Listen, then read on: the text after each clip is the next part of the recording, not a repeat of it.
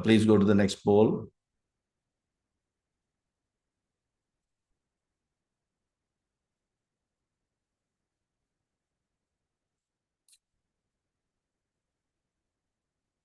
Okay, so people are coming from engineering, operations, software, team lead. Okay, so we have got a mixed participants here.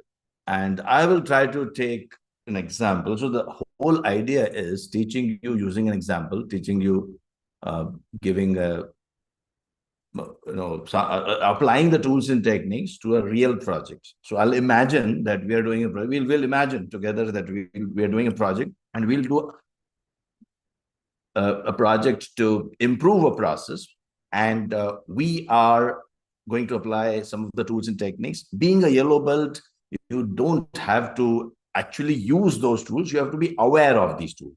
So that's what I'm going to do today. Thank you. Go to the next question, please. Okay. So based on the two answers, I have made certain changes to the agenda. And first, I'll be introducing you to the company, then I'll be introducing myself, then I'll talk about Lean and Six Sigma benefits, then I will introduce you to Lean and Six Sigma, and then we'll do a project and we'll follow DMAC. Now, if you ask me, what is the basic definition of Six Sigma? What do you mean by Six Sigma? Can you write in the chat box, what do you think Lean Six Sigma is, as per you? What do you think Lean Six Sigma is, as per you? If or you must be knowing something about Lean and Six Sigma. So what is your opinion?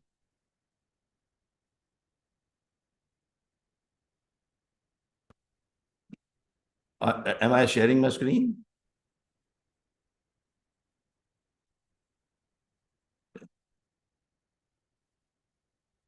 Yeah. Improve the quality of the output, part of the project management. Okay.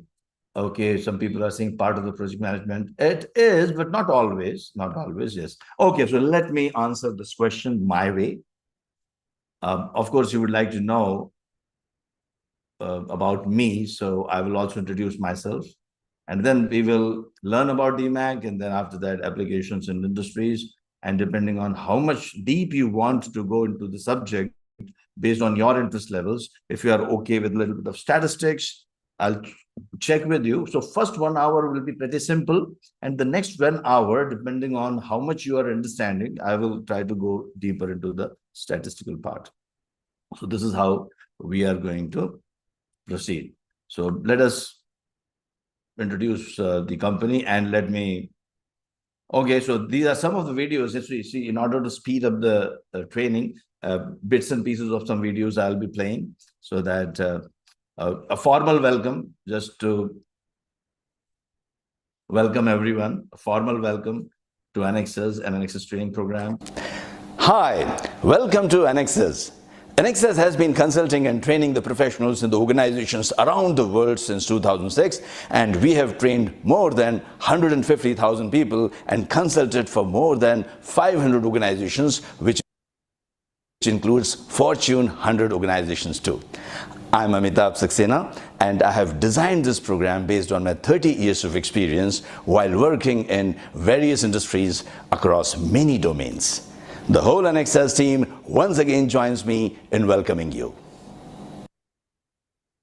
So once again, warm welcome. I'm supported by around 30-40 people who are presenting this program to you. And thanks a lot on behalf of the participants, the whole team. Thanks a lot. Okay, so now about the organization. We have been around for quite some time, and we have trained 150,000 plus people in different domains. I'm a chemical engineer, MBA finance, an MBA, also an amateur poet. Okay, Lean Six Sigma Master Black Belt, data scientist, PMP, CPHQ, 34 years of industry experience, and so on and so forth. And also consulted many organizations, which include around 15 of the Fortune 100 companies, and guided more than 1,000 projects, and also spoken in American Society of Quality World Conferences for the last 10 years. You too can achieve all these things and much more. And today you will be learning not only from me or my experience, but also from what my students have achieved.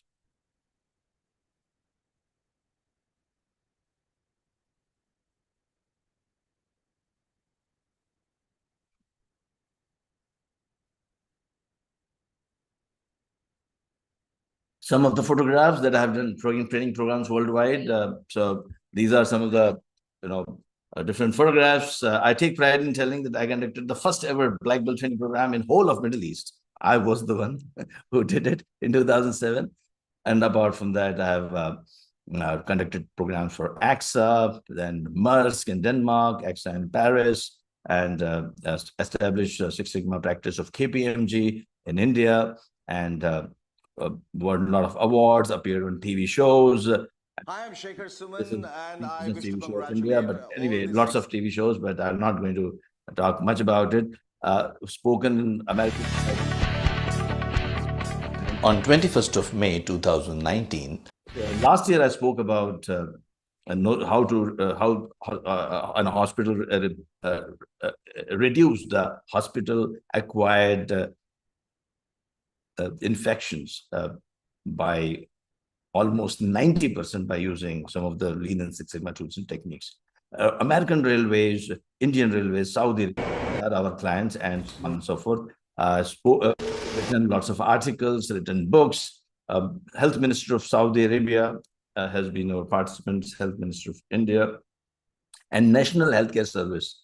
They are all our National Healthcare Service of UK. They have been our clients.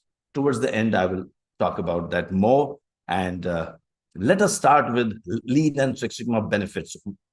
Can you please tell me what is the common thread running throughout these bullet points? A manufacturing company improves the production by 30%. A hospital reduces discharge time of patients from 3 hours to 15 minutes. 64% reduction in recruitment time in a multinational company. Hotel improves customer experience and increases bookings to almost 2 times. A bank reduces errors and cycle times by 80% with enhanced customer satisfaction scores. And insurance claims time reduced by 70%. So can you tell me what are the...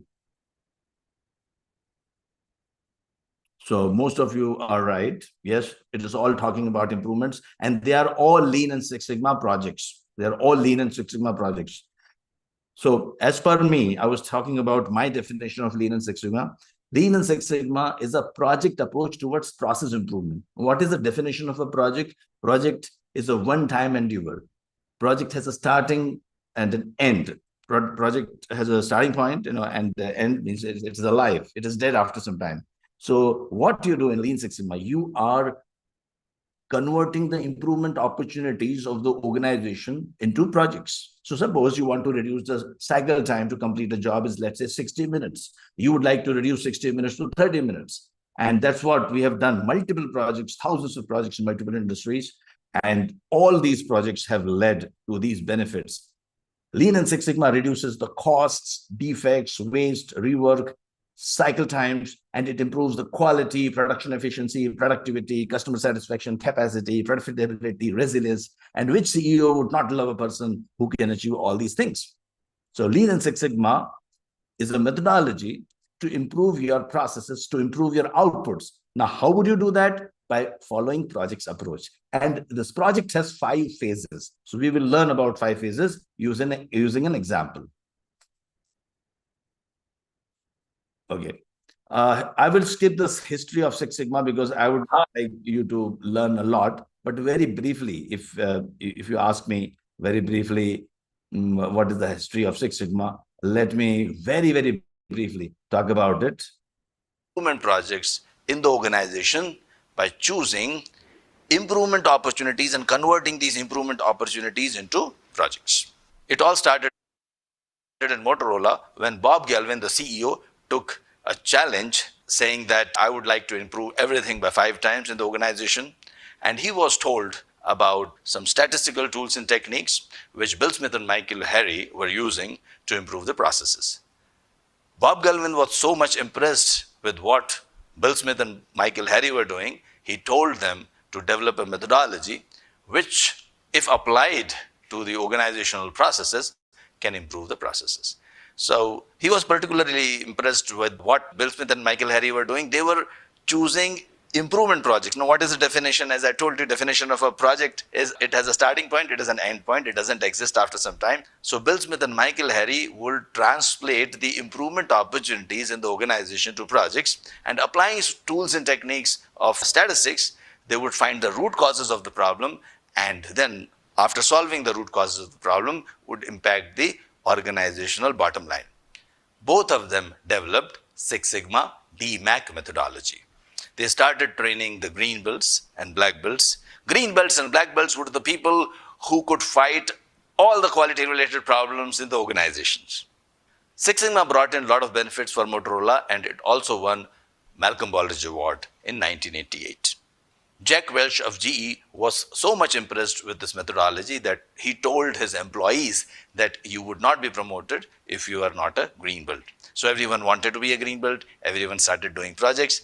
Then GE started telling their vendors and suppliers that if you want to have business from GE, you need to implement Six Sigma. So vendors also started asking what is Six Sigma, and GE would say that we will send our master black belts and train you in this methodology. So in this manner, Lean Six Sigma spread out around the world, and today almost 80% of the Fortune 100 companies and many, many more companies around the world have implemented Six Sigma and Lean. Lean started in Toyota. I will tell you the story of Lean a little later on. Now let us look at the overview of DMAIC. Let us first understand the attitude and discipline of Six Sigma. In Six Sigma, we view the quality externally from customer's perspective. So if the customer says that we are producing a defect, or if customer is not happy with the quality, that means we say that we are committing an error. So we will measure from customer's perspective, and we identify how many defects we are producing. And whatever is the number of defects today, let's say we are our defective products or defective services or defects in our processes is 10%. We would like to reduce this 10% to 5%. Within 3 months, if I'm doing a Lean and Six Sigma green belt project, typically I will take 3 months. And if I'm doing a black belt project, typically I would take 6 months. Now, these are thumb rules, doesn't mean that it has to exactly take 6 months or 3 months. But just to explain, in simple words, I would say that yellow belts are the people who know what are these tools and techniques. They know the demonstration of these tools and techniques. They can talk about Six Sigma. They have a basic understanding of Lean and Six Sigma. But green belts are the ones who have learned these tools, who have applied these tools in real projects. And the black belts have learned some advanced tools, some advanced statistical tools. Using that knowledge, they can solve complicated problems in the organizations, and their projects can save up to $500,000 to $1 million. So green belt, typically they save 100,000, 200,000 minimum. I'm talking about $100,000 to $200,000, a very, very minimum. It can range up to 2 million and 5 million and 10 millions also. But just to make a project viable and just to sustain the initiative in the organization, it is expected that green belt project intangible benefits can save up to $100,000 to $200,000 minimum. Master black belts are the ones who are teaching Lean and Six Sigma, green belts and black belts, and they are training them and they are guiding them. So master black belts are the one who run the initiative, who launch the initiative in the organization, and they are sometimes also the consultants. So you can be a consultant as a master black belt. You can consult the organizations as a master black belt. If you're working in the organization, you can run the whole initiative of Lean and Six Sigma and guide green and black belts. And if you are a master black belt, you can be an independent consultant also, consulting for many organizations. So that's what yellow belt, green belt, black belt, and master black belts they are. That's what yellow, green, and black belt, master black belts are. So I hope you have understood. I'm giving you very, very basic understandings of these concepts. And if you have any questions, please keep asking. So I'll keep looking at the chat box. And okay, Bilal is telling I'm studying chemical engineering from Cleveland State University. Yes, yeah, I'll be sending the recorded session. That is also, we'll be doing that. Okay, great. And keep asking your questions. So as I'm teaching you, you can keep asking questions so that I will keep seeing in the chat box rather than in the Q&A, just ask in the chat box so that I can keep answering the questions then and there. Okay, so let us look at the DMAC. Now, first, before that, some basic understanding of what is lean and what is Six Sigma. Anyone from healthcare? I saw a lot of people were from healthcare. So I will try to balance the examples both for green, for healthcare, manufacturing. We have people from IT as well. I couldn't differentiate, and my team next time would do that. IT and manufacturing, the two questions have to be differentiated. If Lingeshwari, if you are hearing, please do that. So I can, I'll try to balance those examples because I have got mixed participants today. And let us start with the basic understanding of lean. How many of you know about lean? And how many of you know about what is a waste in the process?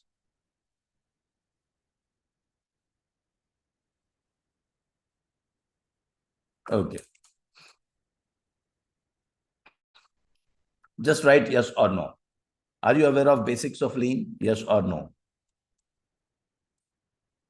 Okay, many of you are telling no, no problems. So let me give some example. Okay. Okay. So here, let me make a model of all the organizations in the world. Think about your organization, and your organization has certain inputs. These inputs, it could be raw materials if you are a manufacturing company, raw materials. If you are a service industry, it could be people, it could be processes, it could be standard operating procedures, it could be systems, IT applications, it could be the information. These are generally the inputs. These inputs are processed through a series of steps, A, B, C, D, E, and your organization produces an output. And I hope you are able to visualize your organization here. You can think of your own department also. If you think of just think about your department only, then in that case, again, you have got certain inputs. Through a series of process steps, you produce an output. If you're thinking about your whole organization, then you have series of you have got lots of inputs, and through departments, your raw materials pass through the departments, and then they produce an output. Output could be either a product or a service. Yeah. And these outputs, they are consumed by the customers. Okay. And I'm making a model of all the organizations in the world. Please remember that. And obviously, you know very well these inputs are coming from the suppliers, right? And this is a process. Now, what is the difference between a process and a project? I told you what is a project and what is a basic definition of a project. I told you in the beginning. Yeah, it is a one-time endeavor. It has a start and an end. What is a process? Process is something which is repeated again and again, multiple times. Like, for example, to take a simple example, I can say, going to the office is a process. You go to office every day. That's the process. Anything which is repeated again and again, which is repetitive in nature, is known as process.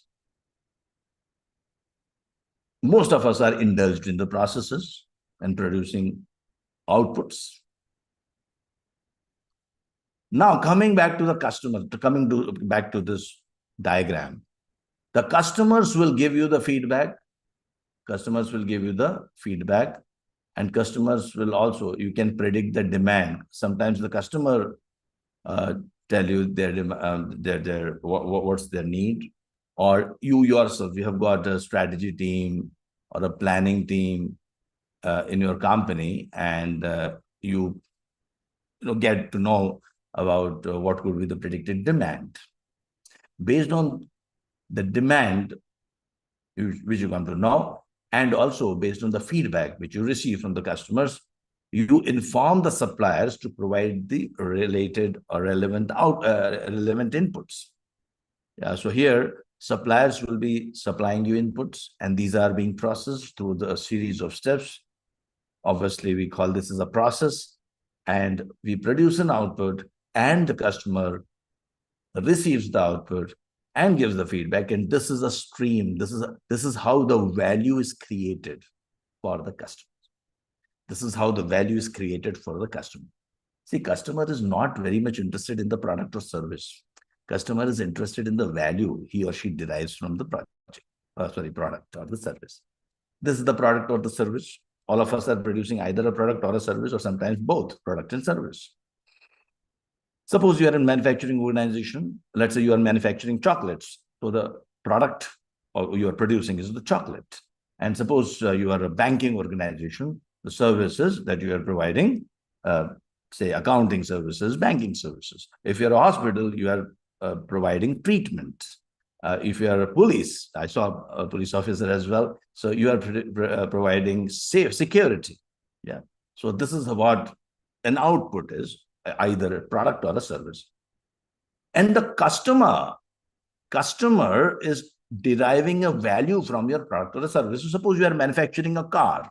So customer is not so much interested in the car. The customer is interested in the value he or she is deriving from the car. So what is the value they are getting from the car? Maybe the ability to get transported from one place to another place comfortably. That could be the value. So the customer, once they receive a value, they are happy. Obviously, they will be receiving the value through products or a service. But they are more interested in the value. The companies which focus on value more than the product and service, value, of course, we have to focus on products and services for sure, but the companies that focuses on the value is innovative company, because they keep changing the products and services according to the value. You know what? Your focus is on the value. Now, let us not get into that part. Let us understand about your present operations.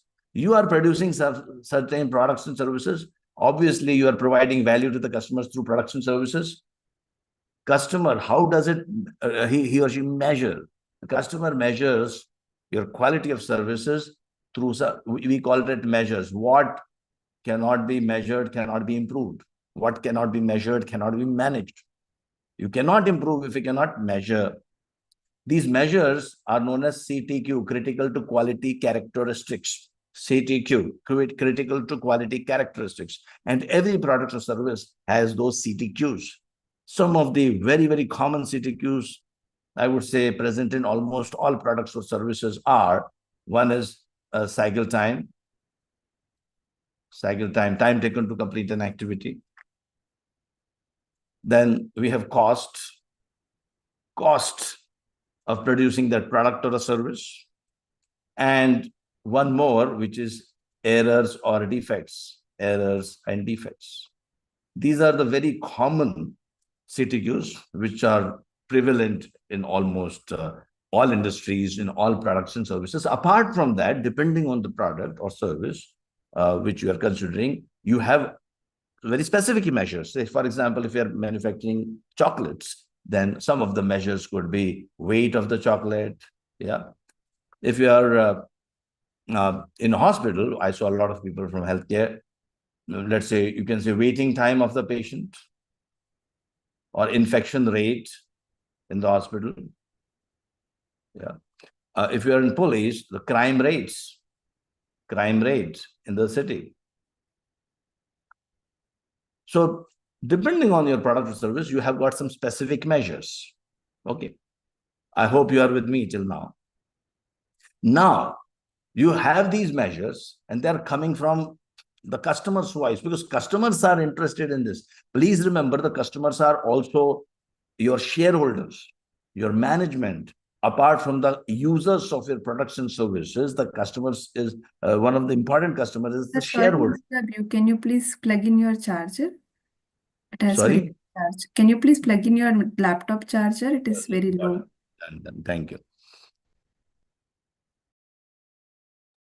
Okay, so here, if you look at the, if you look at those measures, cycle time, cost, errors, defects, etc.,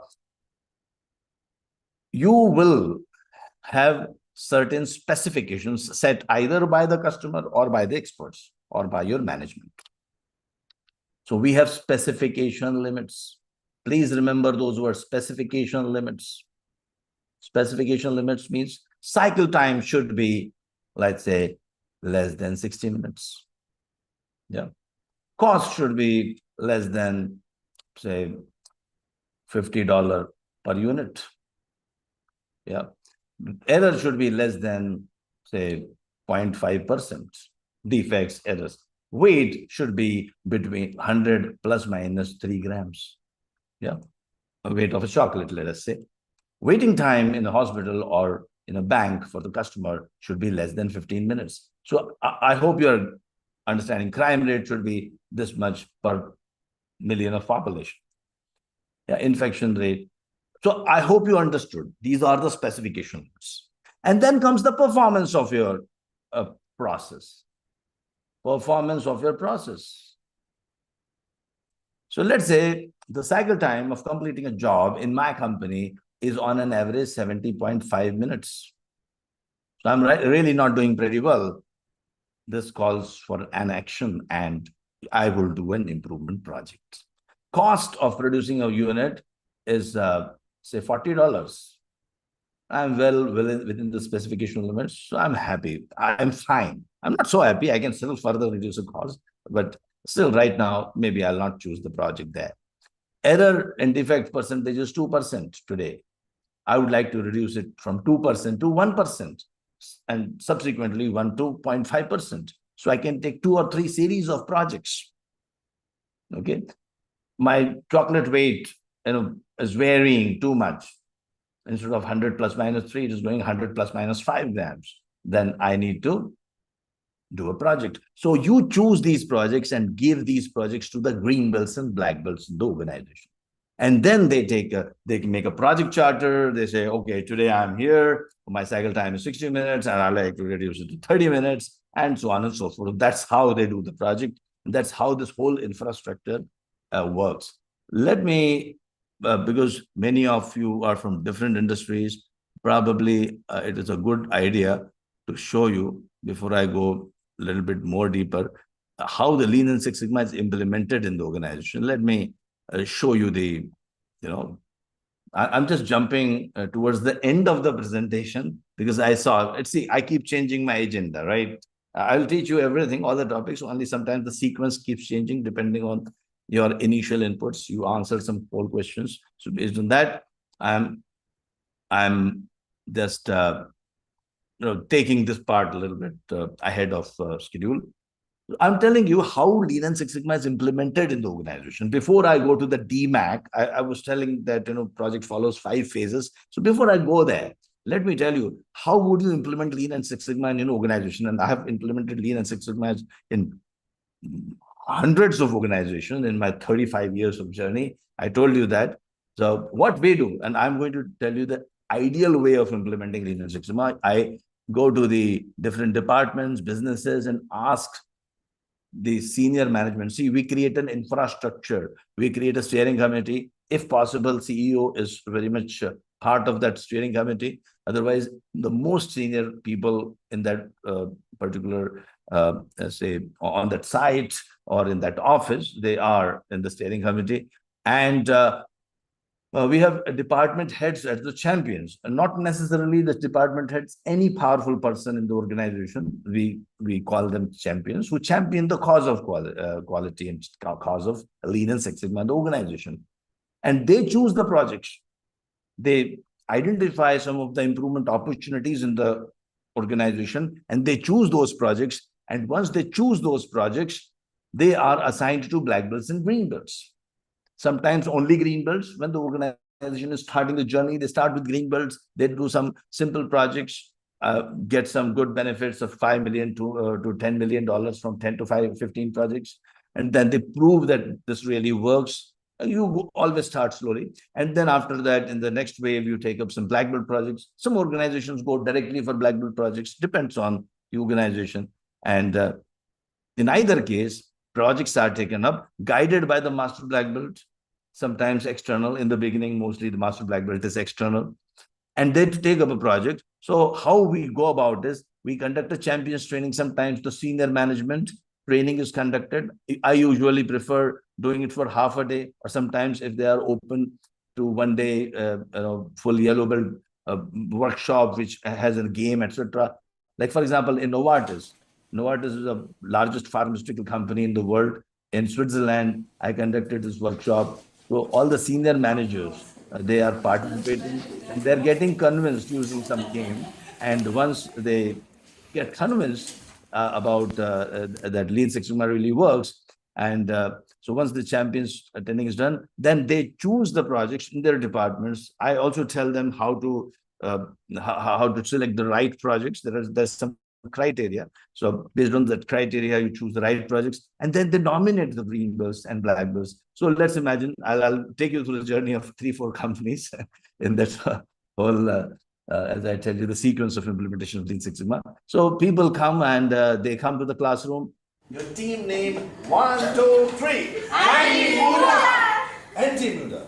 And your slogan, 1, 2, 3. Green air, go! Okay. And your song, 1, 2, 3.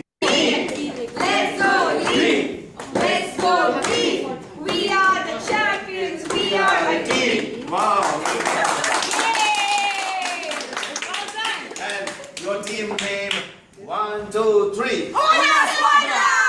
Your slogan, 1. So now, people have chosen the project, they've come together, they got the training, and then they do the projects in the next 3 months. If there are green belts in the next 3 months, as a master black belt, I would guide them and they complete the project. Or black belt, they will complete the project in 6 months. Now, I will give an example. So finally, you present these projects, the green belts and black belts, they present their projects to the senior management, and then they get certified. So, well, we have Alex with us, and he has done excellent Lean and Six Sigma projects in National Healthcare Service and in hospitals. So, Alex, would you like to tell us something about it? Hello, I'm Alex Wells, Head of Service Improvements at the Royal Liverpool University Hospital. I've been really fortunate to present today on how us as a trust are using Lean and Six Sigma principles to deliver better care for our patients. I've presented today on a lot of the work that we've done around how we've improved patient outcomes, reducing mortality, improving length of stay, and also talked about how we can actually realise some financial benefits from that. Over the past 2 years, we've been really fortunate that we've done some good work, and it's actually delivered us £2 million worth of quality efficiencies through delivering better patient care. So this is how Lean and Six Sigma really is implemented on a larger scale. Now, not necessarily always, and I have got many videos, many examples. Let me, maybe last one, I'll just see how it transforms the whole organization. Like for example, here for 10 years, they did multiple projects. Year after year, every 6 months we have. My name is Mohammed Al-Bayati. I'm the CEO of NAPL. Through Anexas, Mr. Amitabh has taught me and more than 1,000 employees of NAPL, Six Sigma and Lean processes. This affected our bottom lines by millions of riyals, and it is having a big impact in changing our company from a local company to a regional or multinational company. Thanks to Anexas and Mr. Amitabh. And there are so many examples. Now I'll just take you back, and I just diverted because one of you asked this question, how Lean Six Sigma is implemented in the organization. I hope you got the answer. But now let us go back. So now I had shared this map with you. Anyone has seen this map before? And if you have seen, can you tell me what it is popularly known as, this map? What it is popularly known as. Actually, it was given by Dr. Deming, Edward Deming. He called it a systems map.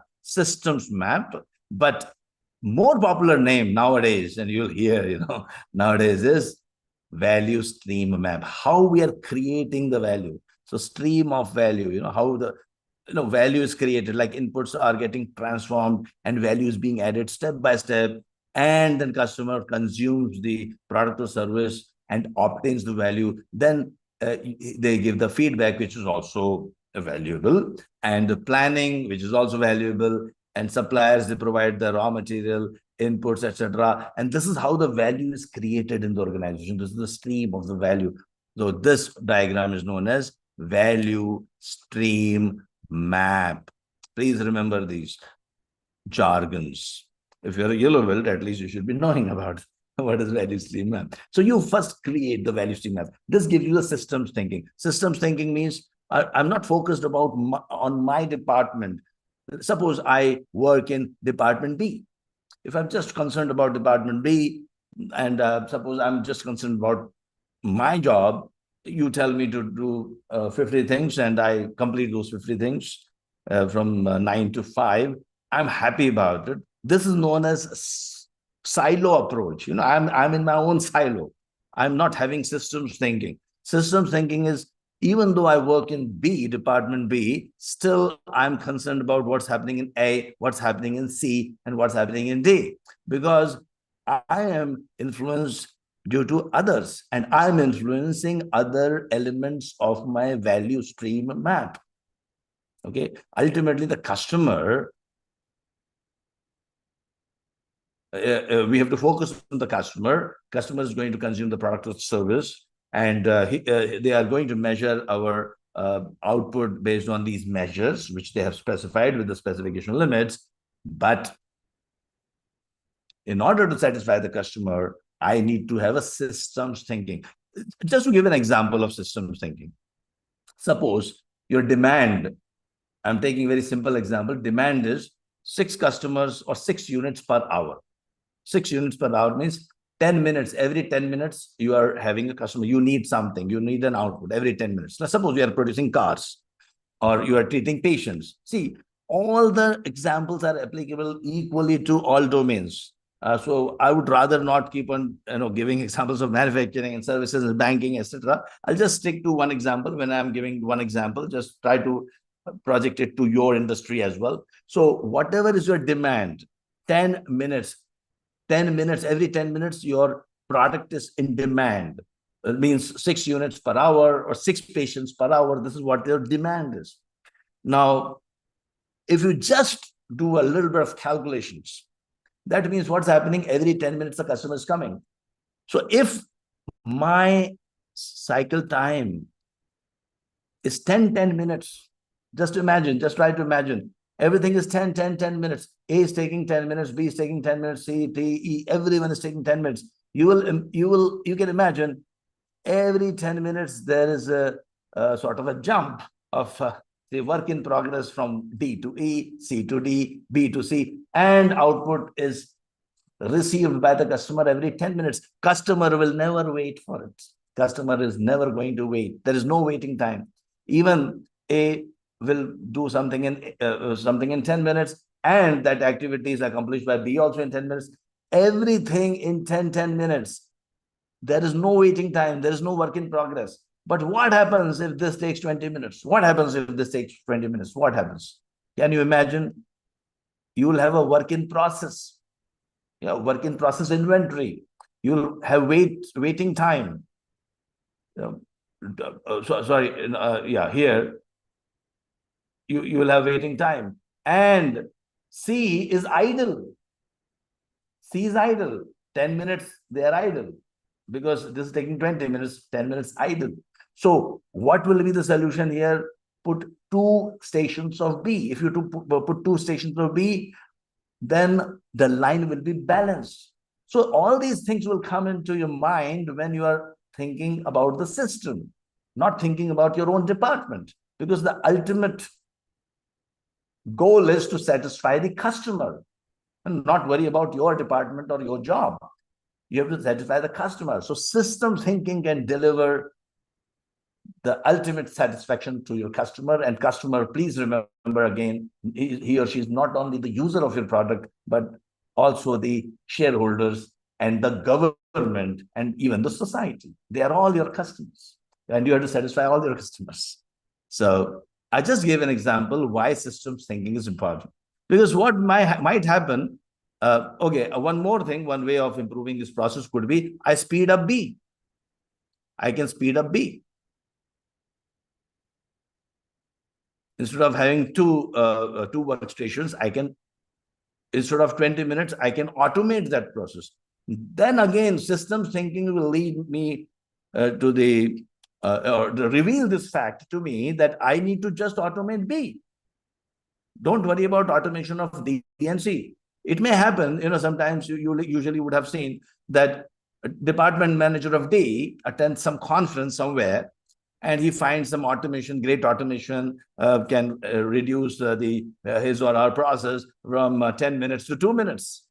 And they immediately order that automated system, some AI, etc. They get wow, and they feel happy about it. I have reduced my cycle time from 10 minutes to 2 minutes.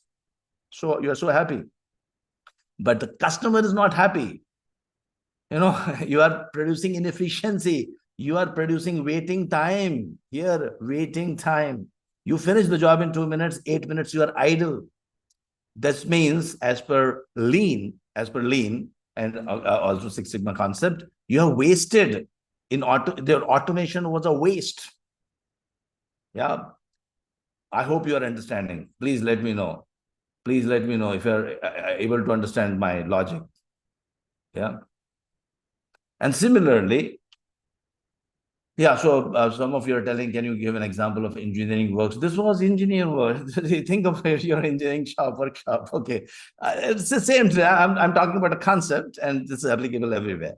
So this is all waste. Work in process, waiting time is a waste. Work in process inventory is a waste. Getting too much of raw materials, any storage, any warehouse is a waste. Okay. Producing defective products is a waste. You are wasting the company's money and resources in producing a defect. Rework is a waste. Rework means you first produce defective products or defective services.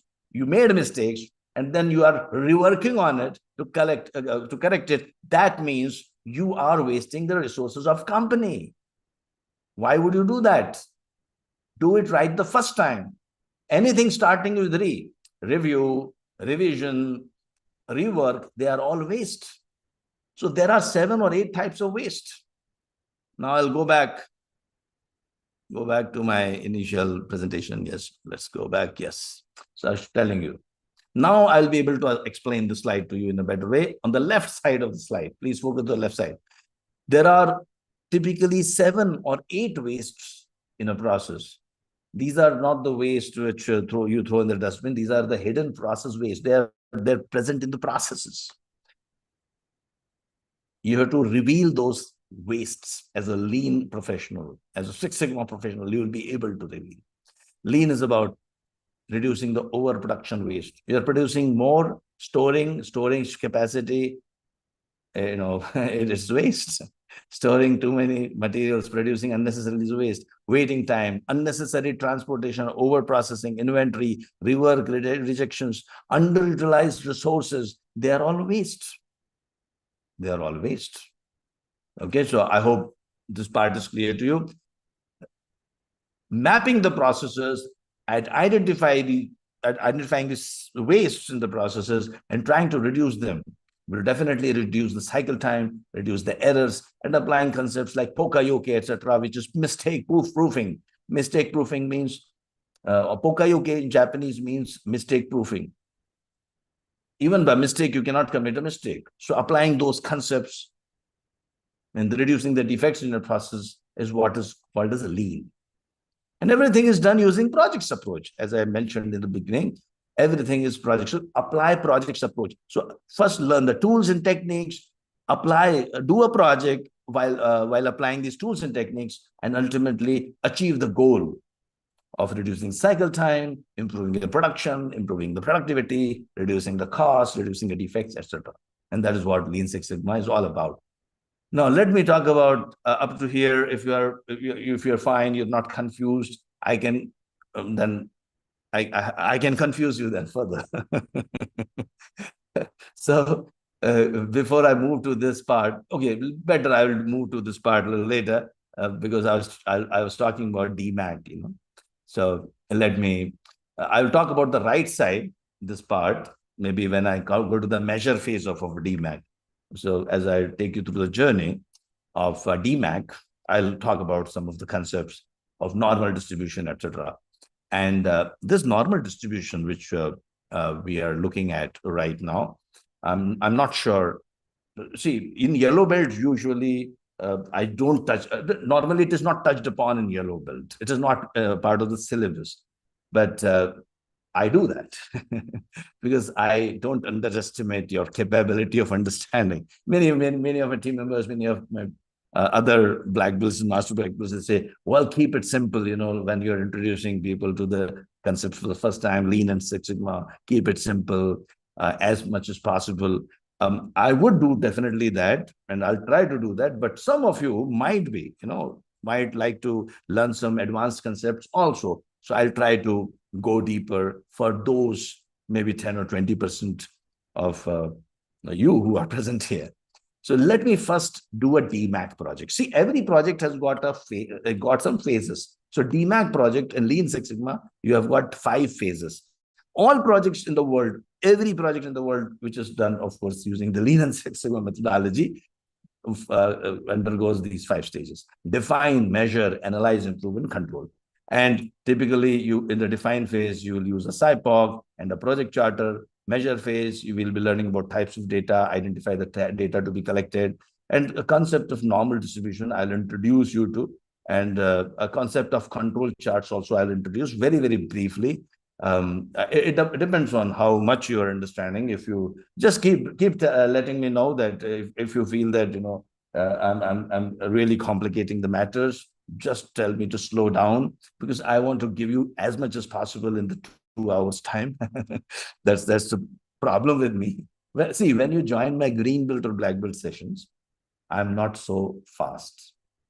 You know, if you see my green belt recordings and black belt recordings, which you get anyway when you join my sessions, it's like, you know, sometimes I'm so slow that people go to sleep.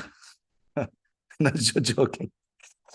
Sometimes people say, you can please speed up, but when you're explaining concept really in depth, you have to be slow. So, but this is a yellow belt, so I'm being a little fast. And still, if you feel at any time that, you know, I'm moving too fast, just let me know in the comment box, in the chat here, and I will accordingly. You are my customers, right? So I have to listen to the voice of customers.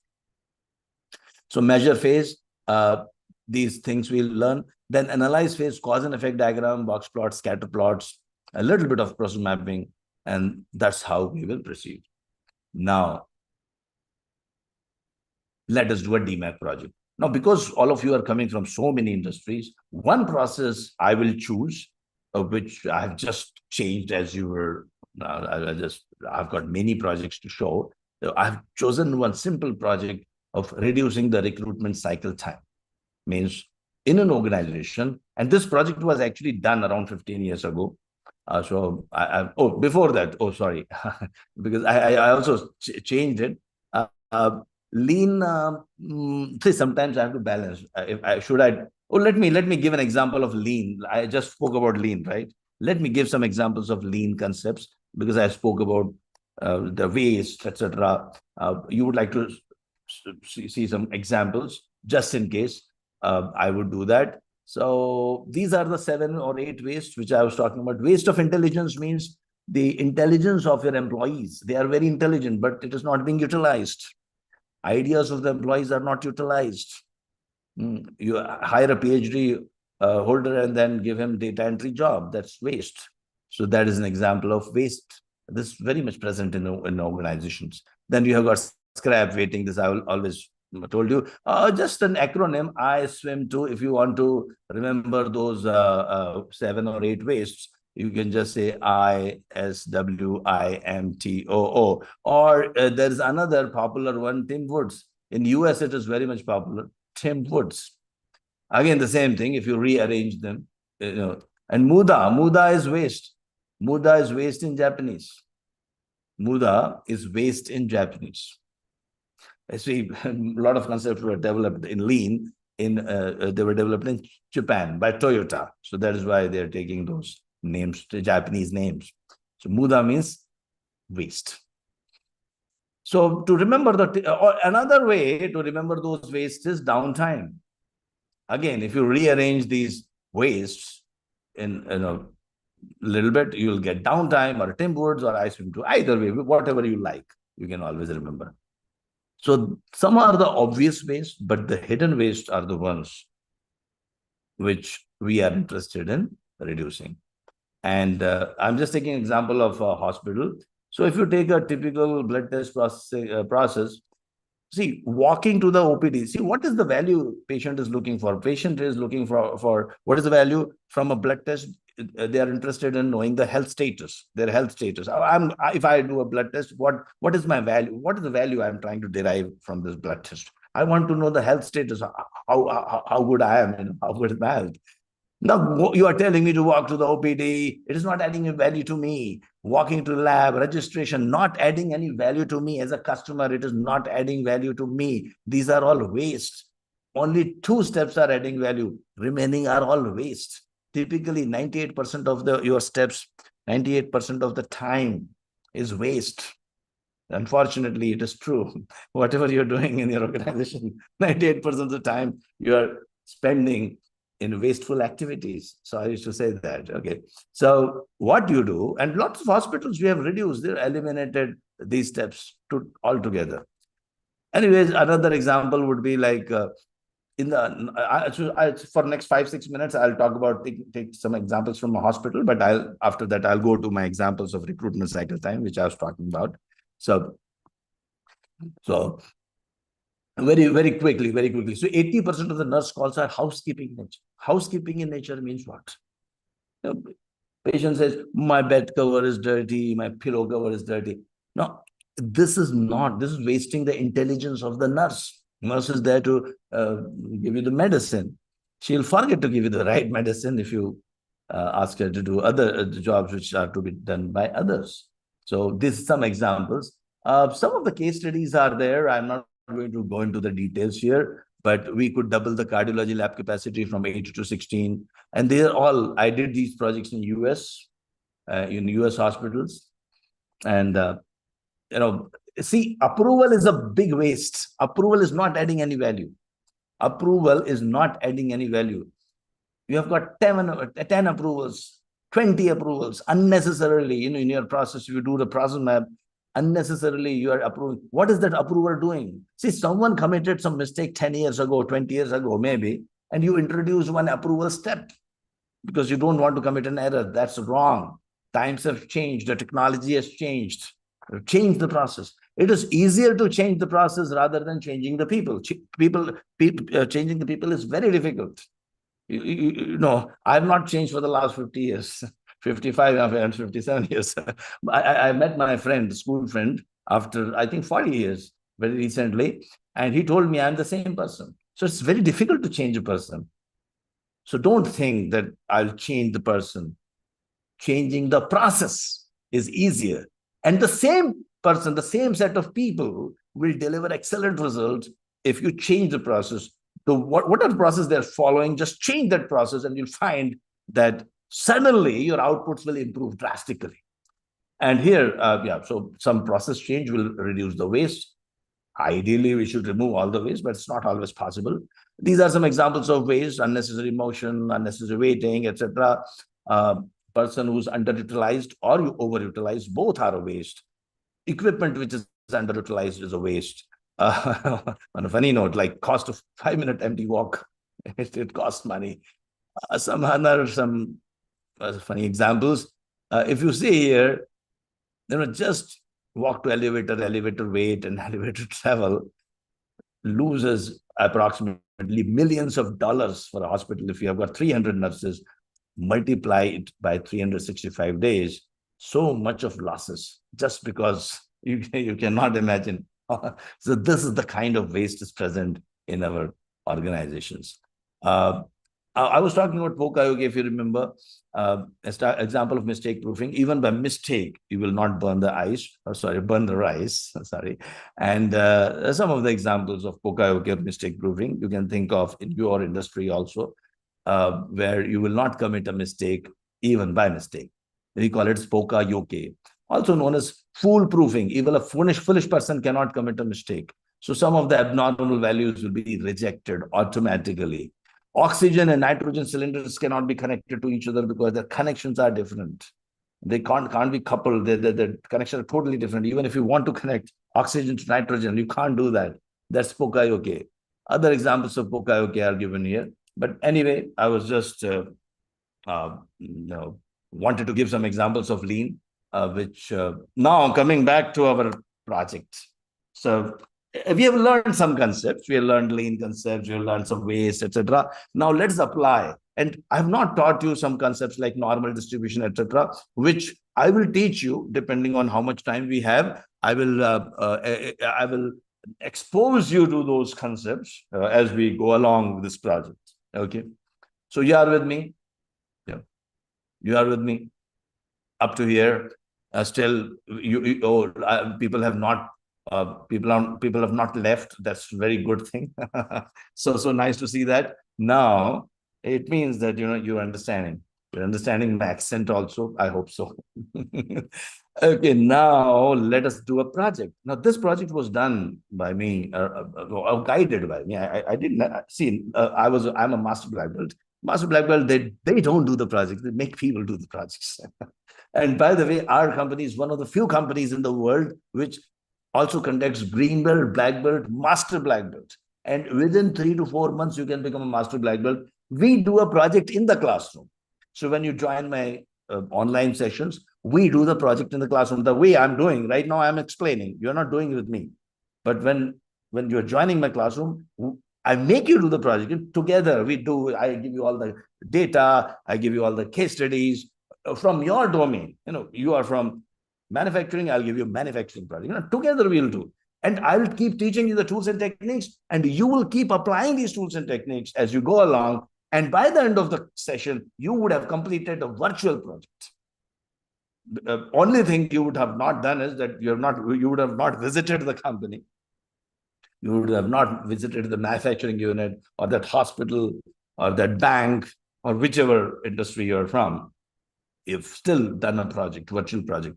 We have to just replicate this in reality when you are asked to do a project in real life.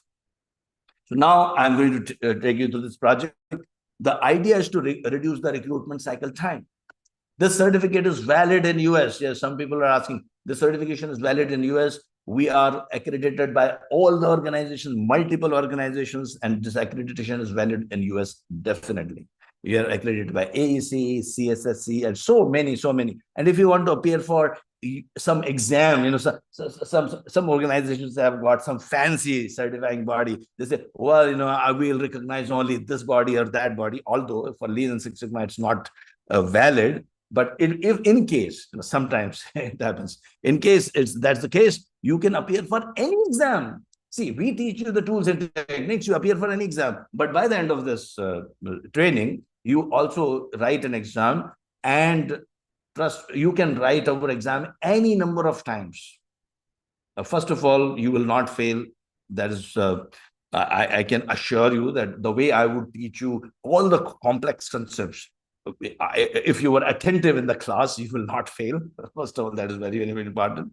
And second is that more important, see, more than the exam, the organizations are not looking at the certificate. They're looking at the projects which you have done. So if you can prove to the organization that you have done a project, even though it is virtual, but if you can explain that project to the organization, that's what they're looking for. No one is interested in your certificates. Today, you can get all the certificates from so many sources. I don't have to tell you that. You are already aware of it. You can download certificates after certificates by attending so many programs. But my program will actually teach you the tools and techniques, the way I'm going to teach you now. And that's what I'm demonstrating. That's what my team told me. Please demonstrate. Other people don't believe you. Okay, so let's do the project now. This company wanted to reduce the recruitment cycle time. Although we did lots of projects, more than 100 projects, we did it for them. I'm choosing a simple one because everyone understands the recruitment. Now, we will follow DMAC, and DMAC is followed by all the organizations. I told you that. At least you should remember DMAC. See, some of the things you should remember as a yellow belt. Someone might check you, like, well, we claim that you are a yellow belt. What is a value stream map? What are the 7 wastes? What is DMAC?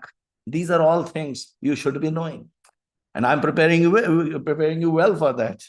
If you want to download our certificate, it's all totally free of cost. You can go to our website and answer some basic questions. I'm not sure you have put in some question or answers. This time my team has put it or not, but sometimes without questions also. If you've attended the sessions, just basic 4 or 5 objective type questions are there. Just answer them, and you can download the certificate. Yeah, this video recording remains with you forever, and many more my past many of my past recordings of Yellow Belt are also there on my Anexas YouTube channel, or companies YouTube channel. And if you register for the program after this, if you want to register for Green Belt and Black Belt, I would be your trainer. Yeah, so I'm trying my best to impress you. And by the way, I've got a lot of good experience. Those who joined late, they missed out. I had a very nice song and dance show in the beginning, explaining my experience and explaining the vast experience and lots of projects that I've done in multiple organizations. Nevertheless, you can still watch that video at a later stage, because I see a lot of people have joined maybe just half an hour ago. Don't worry, still you will learn. So we are learning in parts. I just completed the basic concepts of lean. Now I'm talking about DMAC. And then while we are doing DMAC, the Six Sigma portion is also I'm going to cover. So lean and Six Sigma is about application of reducing the waste of lean and reducing the variation in our products. So what is that variation? We will teach you in a short while as we go along this project. Learn, remember, define, measure, analyze, improve, and control. The define phase, you will write your problem statement and a goal statement. So problem statement right now, let us start with that. And these are some of the three tools which we use, SIPOC, VOC, and Charter in the define phase. First, we form a team. And I hope you still remember, those who have joined right from the beginning, that you have to have a sponsor. Sponsor is the head of the department. Most of the time, he will be the champion also. Champions are any important people in the organization, powerful people who are championing the cause of Six Sigma. But sponsor is the head of the department. Usually they are same, right? So HR director, you have identified him. Process owner is the manager of the process in whose process you are doing the project, because they are the domain experts, they are the process experts. He or she may not be a green belt or a black belt or any belt, but you have to identify. You have to identify that person as a process owner. You have to designate that, oh, in my project, you are the process owner. And Mr. Director, you are the champion. They are happy if someone called me champion. Make them happy. They are your important stakeholders. Who are the stakeholders?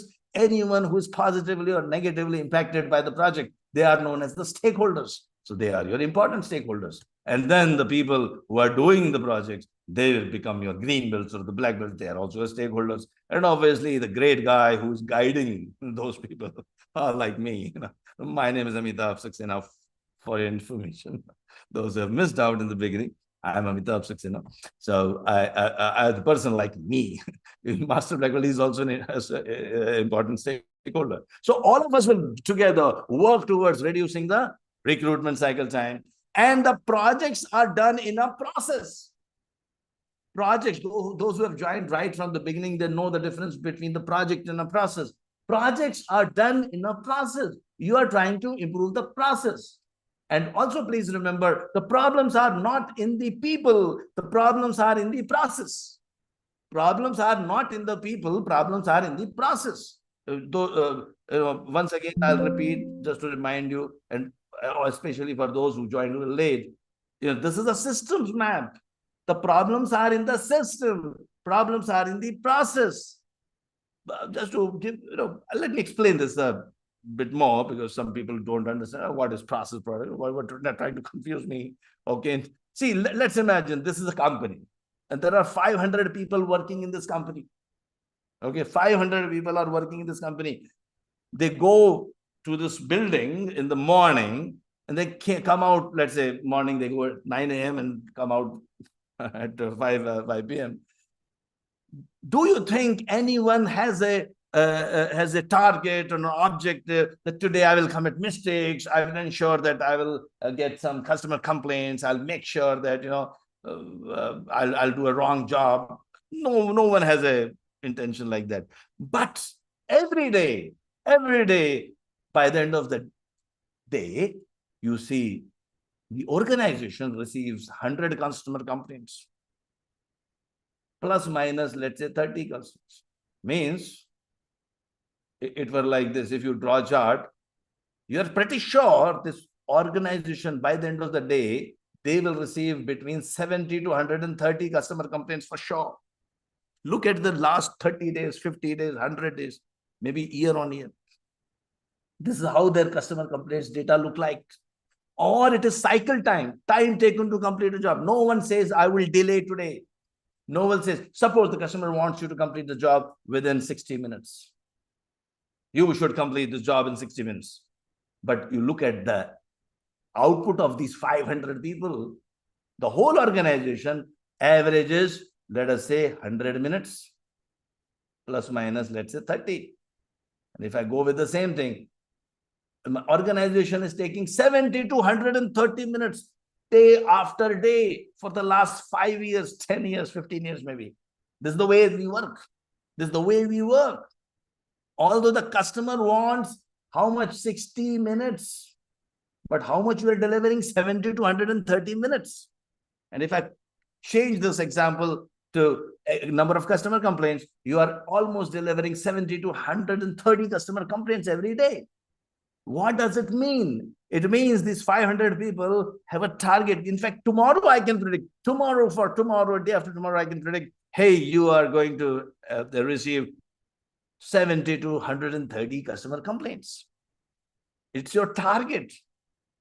But by the way, it is really not the target. It is the system, the processes which are present here, the way you have trained your people, the machines, the infrastructure, the type of applications, the way you operate, your overall systems, SOPs, processes, etc. That's what is delivering this 70 to 130 complaints or 70 to 130 minutes of the cycle time. It is the system which is delivering. So even if you try to tell these people, 500 people, hey, if you don't give me less than 10 customer complaints, I will punish you.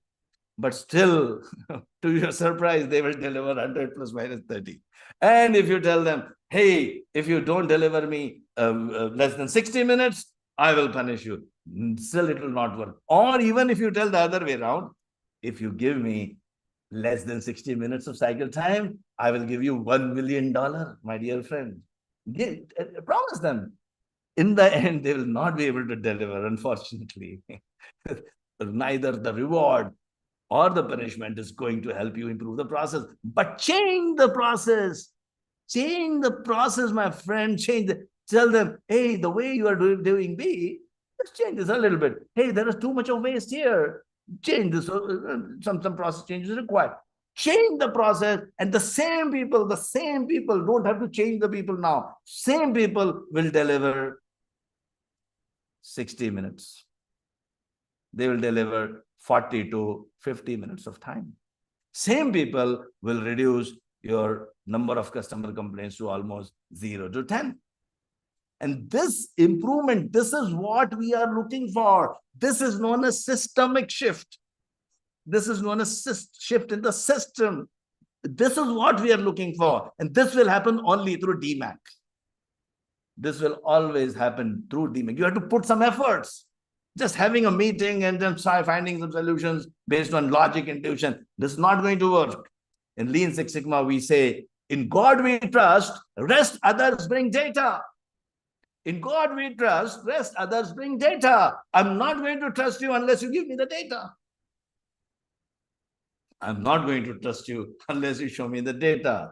So if you tell me, oh, we are taking 70 to 130 minutes because of this reason and that reason, my machines are old, I say, show me the data. How to show me that, how to show the data, how to do the analysis. Let us see that. Let's go ahead with that now. So coming back, we have formed a beautiful team, nice team, very nice team. And we have got a goal in mind. We'll write a project. Oh, before that, problems are in the processes, not in the people. I told you that. Problems are in the processes, not in the people. Based on that understanding, you have to put in action what you believe. So now I'll take you back to the systems thinking. Systems thinking. Yeah. If you see very carefully, S for supplier, I for inputs, P for process, O for output, C for customers. What I would do is, I would make a SIPOC. We call it a SIPOC. So SIPOC on the recruitment process. I'm going to improve the recruitment process. So I'll do SIPOC. Supplier input, process output, and customers. And usually when you do the SIPOC, you start with the customers. It is easier to do that. So here my recruitment, the customers are the departments who are ordering, who are requesting me the recruitments. Then you have got the recruited employee. The recruited employee is the output of the process. These are the basic steps. I'm not going to the details of that. So think of your process. When we do a project in my green belt and black belt session, we do it very slowly. We do it together. And I tell you to do your own SIPOC of your project. Everyone gets a project from their domain. Sometimes people do the real project with me in the next 3 months of training. They do the projects with me. They get the real data as we go along, and they analyze the real data and they get the real improvements. Not everyone. Definitely, if you don't have a real project, I have a project for you. So right now, I have suppliers. This is the process. Now the outputs are designated as Y. And these inputs and processes are known as X factors. So these are Y factor, and X factor. My focus is to improve the Y. See, Y, the output is received by the customer. Y is the result. Y is the result. And these are the causes. These are the inputs and processes are the input measures and process measures are the causes which are influencing the Y. Okay. Okay, there are some interview questions which I give it to you in the classroom, because if you are appearing for the... We are discussing about the Lean and Six Sigma interview questions. Let me talk about SIPOC. SIPOC is a tool derived from Deming's systems approach. He used to say that 85% of the problems are due to the processes and only 15% are contributed by the people. It is a tool that gives you 50,000 feet overview of the process. If you give me only one page to give maximum information about a process, then I would use a SIPOC. So if you are asked about the SIPOC, then you can say that it is a tool that is used to see the overall process in one instant. It gives the whole picture of suppliers, inputs, process, output, and customers. And the SIPOC, the acronym, stands for that. It makes us follow the systems approach of Deming. It is usually done in the define phase immediately after you have written the project charter. Once we know the project, then we make a SIPOC on the process in which you are doing the project. This helps us to focus on the process rather than blaming the people for all the defects, errors, and delays.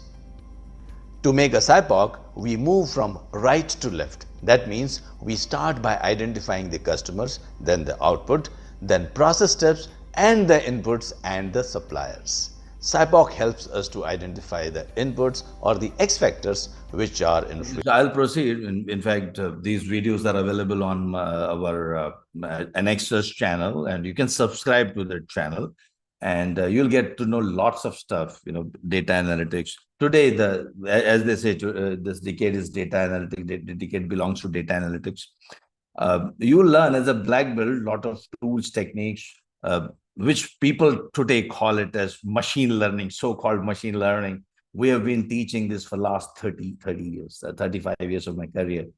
Right from the beginning, we are talking about regression, binary logistic regression, etc., which the world says it has got a new name now, machine learning.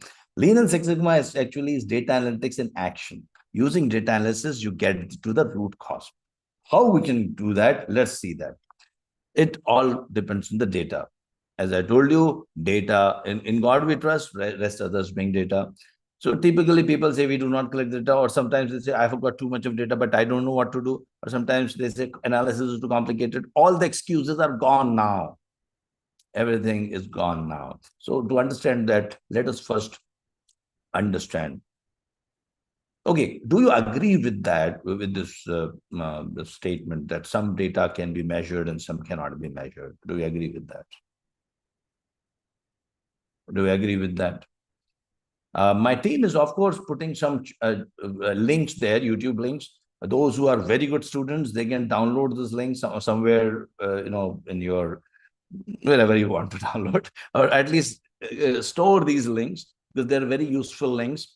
And if you want to do some further studies, everything is free. You can always study. I'll give you some very, very important links. I will tell you, if you have got very less time, so which videos you should watch. I'll definitely tell you that also.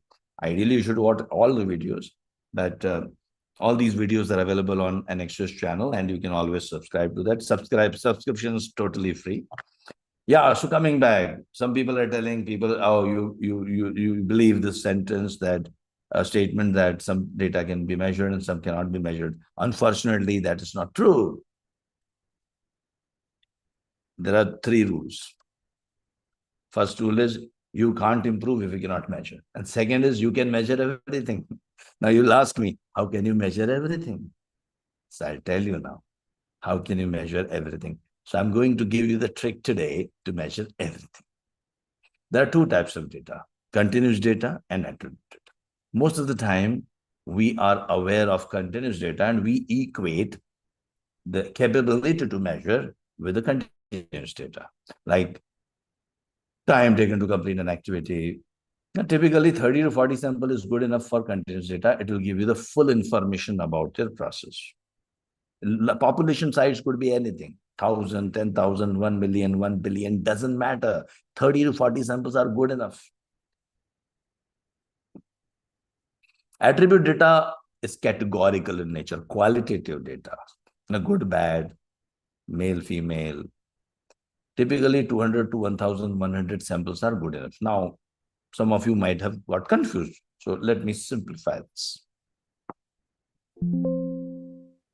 And if you have understood, then, I can proceed. But at times, this needs a little bit of explanation. So I was talking about data types. Okay. This will be the foundation for in the analyze phase, we'll be analyzing the data. We'll be collecting the data, we'll analyze the data, and based on the data analysis, we'll get the real root cause. And you'll be surprised to know that at times you will be able to, sometimes you feel your intuitive thoughts, your experience may misguide you, but data would not misguide you. That is why we are learning about data.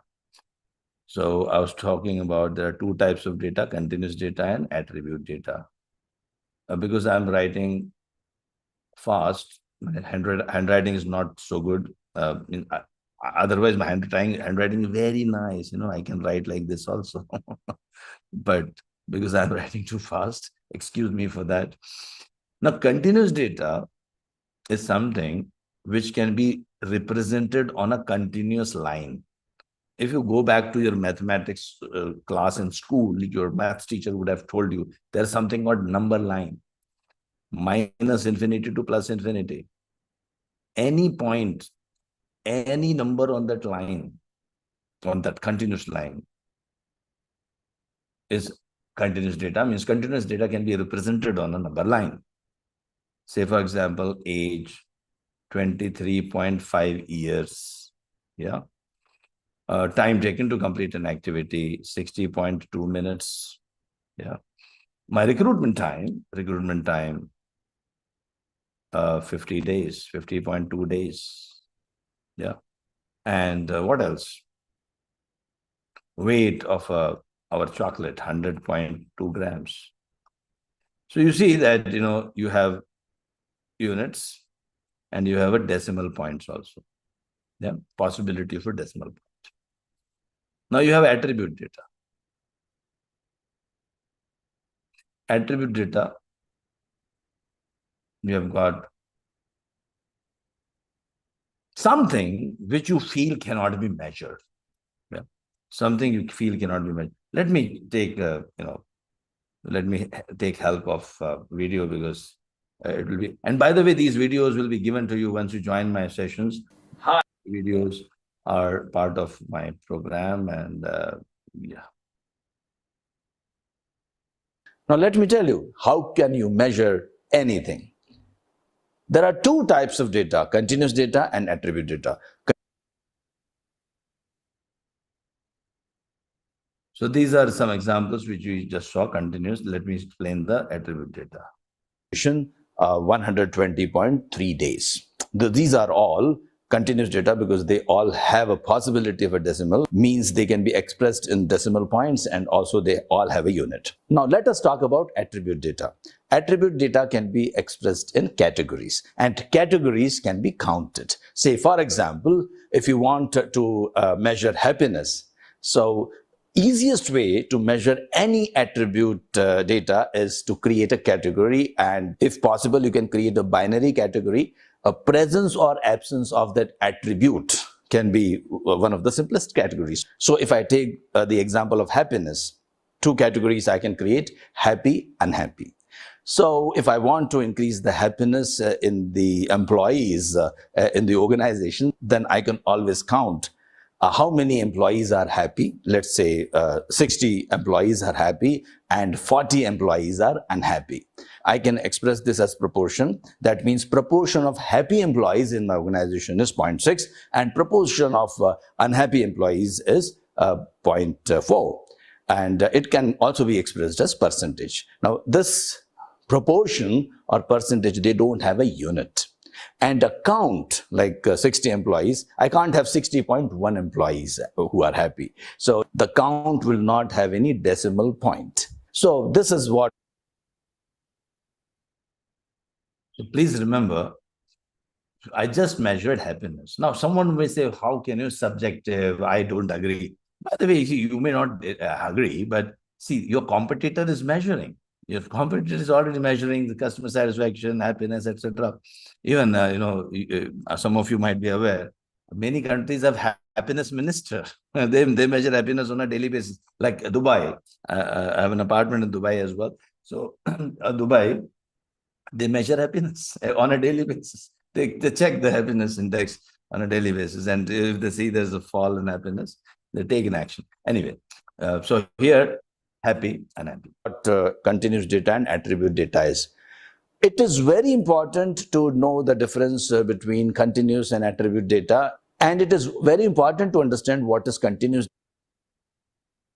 See, here, please remember, what is the purpose of learning all these things? Because the tools, see, the way of handling the data is different. The tools which you have used for continuous data is different, attribute data is different. And when you have a combination of two continuous data, or two attribute data, or one continuous or attribute data, so there are specific tools for that. So I'll tell you, I'll give an example. I'll show you some examples.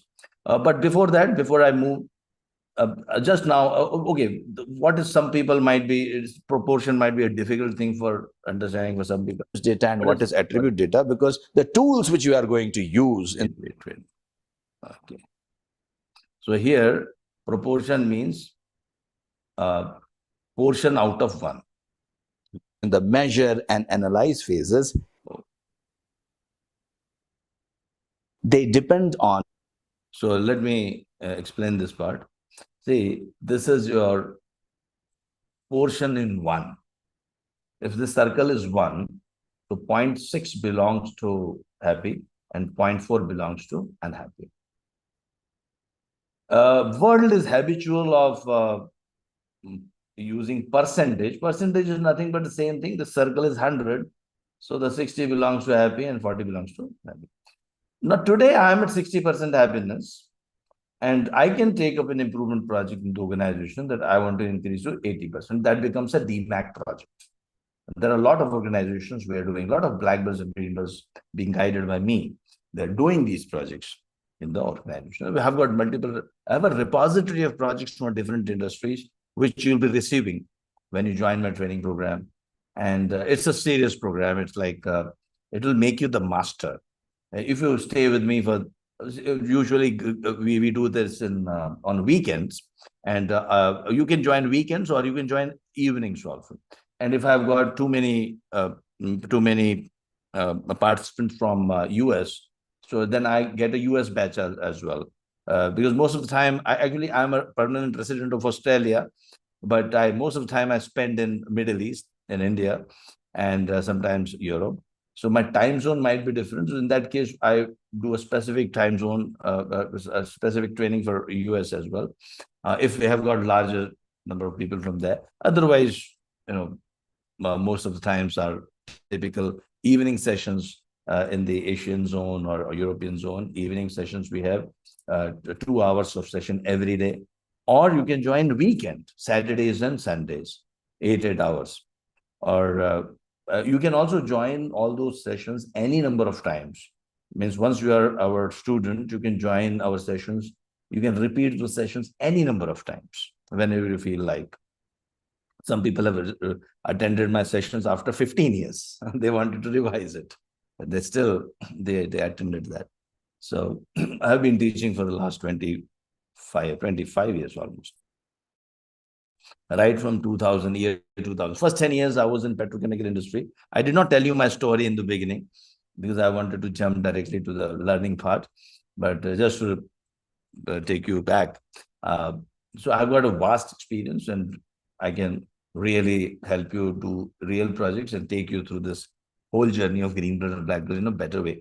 Okay, coming back, 60% to 80%, I can take up an improvement projects. And these repositories of projects are given to you. When you join my program, they are given to you. Okay, great. Now, what type of data I'm interested in knowing about this data. Soon you will know, soon you will understand. But before we move on to the measure phase, let us complete our define phase. One more thing which we would do is we write a project charter. So we write that today I'm taking 50 days to recruit an employee, and I would like to reduce this 50 days to 30 days. Okay, so this is how my project charter is written. It also tells me that I'm going to save this much money. And you have to give the justification also. I'm not going to talk about this in detail right now, but typically every project saves some money. It may also be giving you intangible benefits. And if that is the case, you go ahead with that also. You can mention that as well. In the measure phase, your focus is not only on the why, which is the symptom, but also the X factors. See, problems, why is the result? See, when you go to the doctor, suppose I go to the doctor, I tell him that I'm having a fever. And if the doctor is a Six Sigma green belt or black belt, he will measure the CTQ, critical to quality characteristic. Here is my body temperature. And he will tell me, okay, well, you have 102 degrees Fahrenheit, okay, or whatever, 37.2 degrees Celsius. Oh, you're having fever. This is the symptom. But the real cause is somewhere else. The doctor will further analyze the data and get to the root cause and give me the treatment or the medicine for that particular root cause. Similarly, you as a green belt or a black belt is a physician of a process. You're a doctor. Or, the process owner comes to you. Oh, my process is having fever. It means its delays are there, complaints are there, defects are there. These are my symptoms of the process. You'll not focus on this. You'll just measure them, but you will be more interested in measuring the X factors. And one of those X factors One of those X factors would be the root cause. One or two, maybe three, means 20%, 80-20 rule of Pareto. Those who don't know about Pareto, I'll tell you in a short while. So those who know, they would understand. See, out of 10 causes which I have listed, only 20% of the 10 are giving me 80% of the issues. Whatever why I'm interested in improving is getting influenced by only 20% of the X factors. It's known as 80-20 rule. And what is that? Just wait for 10 more minutes and I'll tell you. But before that, I just explained Y is function of X. So you'll not focus only on Y, but also on the X factors. So you collect the data. Now, the good thing is, when you join my Green Belt session, you also learn some, I'll give you some softwares. They are all free to download, so nothing great about it. I'm not saying I will give you the software. I'll tell you to download some softwares from some places. I will just use a Minitab. Let me open Minitab here, and I'll pull out some data which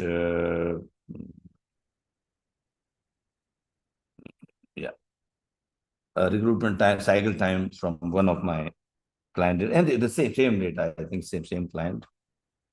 See, to a green belt or a black belt, all the data in the world is either continuous or attribute. It may come from manufacturing company, procurement process, recruitment process, from hospital. See, whatever, it doesn't matter to me.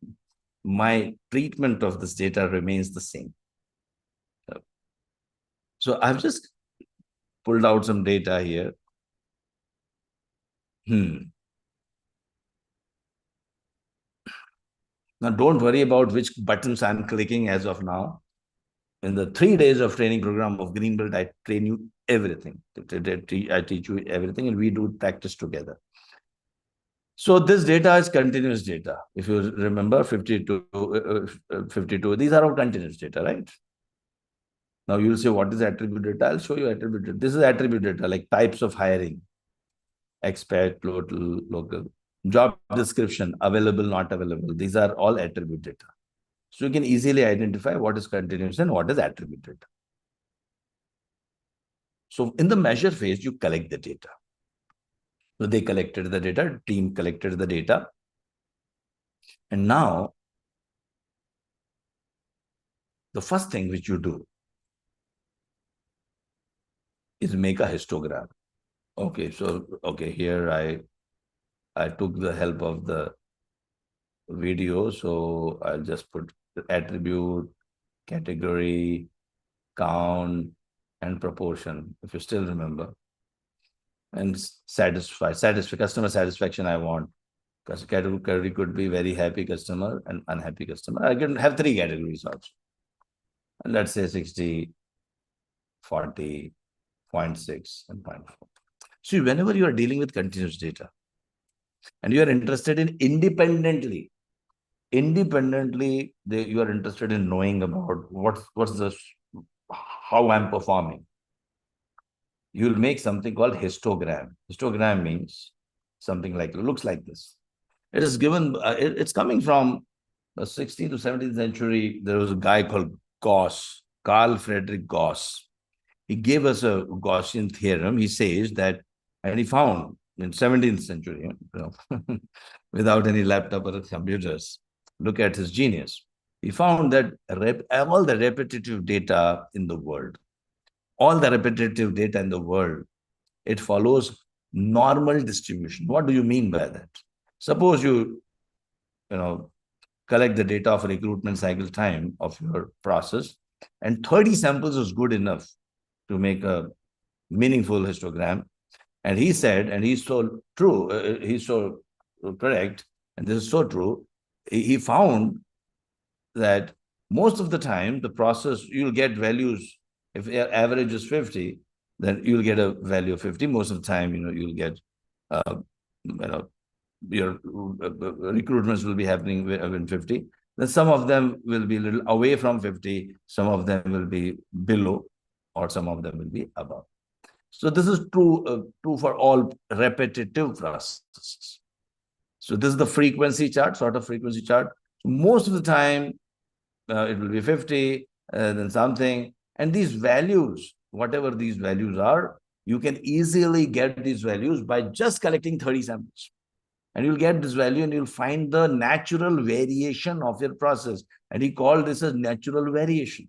Later on, Deming and his teacher, Sheward, he named these limits.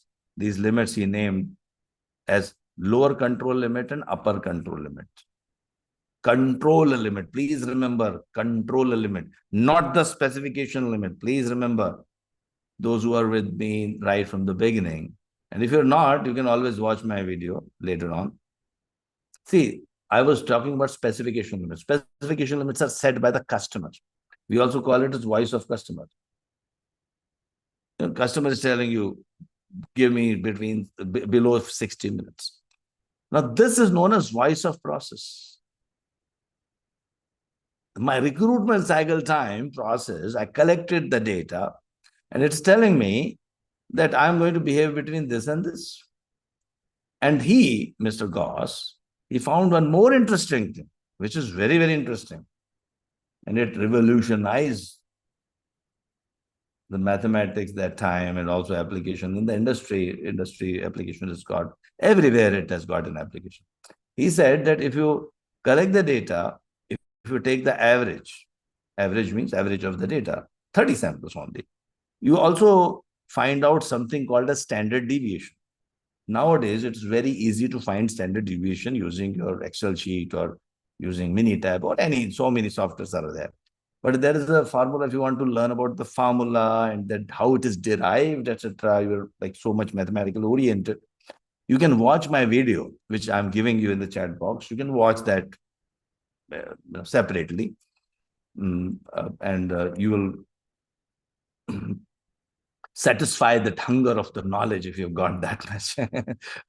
From where, tell me how to calculate standard deviation manually. You will get to know from there. But don't have to really worry about it. Nowadays, softwares are there. So if you ask Minitab, give me the, please, give a little bit of histogram, giving me all the values. It will tell you average is 50. And standard deviation is, here it is telling 4.7. I'll treat it as 5. Average is 50, standard deviation 5. In few seconds, you'll get this number. Okay. Few seconds. And you'll be surprised that it always follows normal distribution. Go back to your process tomorrow, collect the data. Day after tomorrow, whenever you are going back to office, collect any repetitive process data. And you'll be surprised that you'll always get an average and standard deviation, and your process will follow this normal distribution. It will follow the normal distribution. Okay. Just check out. In my green blood training, I take the heights of people present in the training program. We get an average and standard deviation. I can predict the range of all heights of people all around the world. That's the beauty. How? I will tell you. So going back to our Gauss, I got 50 as my average and standard deviation was 5. So he found a generic formula. He we're surprised how he found that, but he found that all the processes, and I'm talking about all the processes, not only for this recruitment process. Every time you will get almost 99%, almost 99, to be very honest, this number is 99.73%. Using calculus, it was calculated. Now don't have to worry about where this number is coming from. Don't worry. It exists. It exists. Make use of it. So he found that almost 99% of all your readings of the population, from where the sample is coming from. See, sample is coming from a population.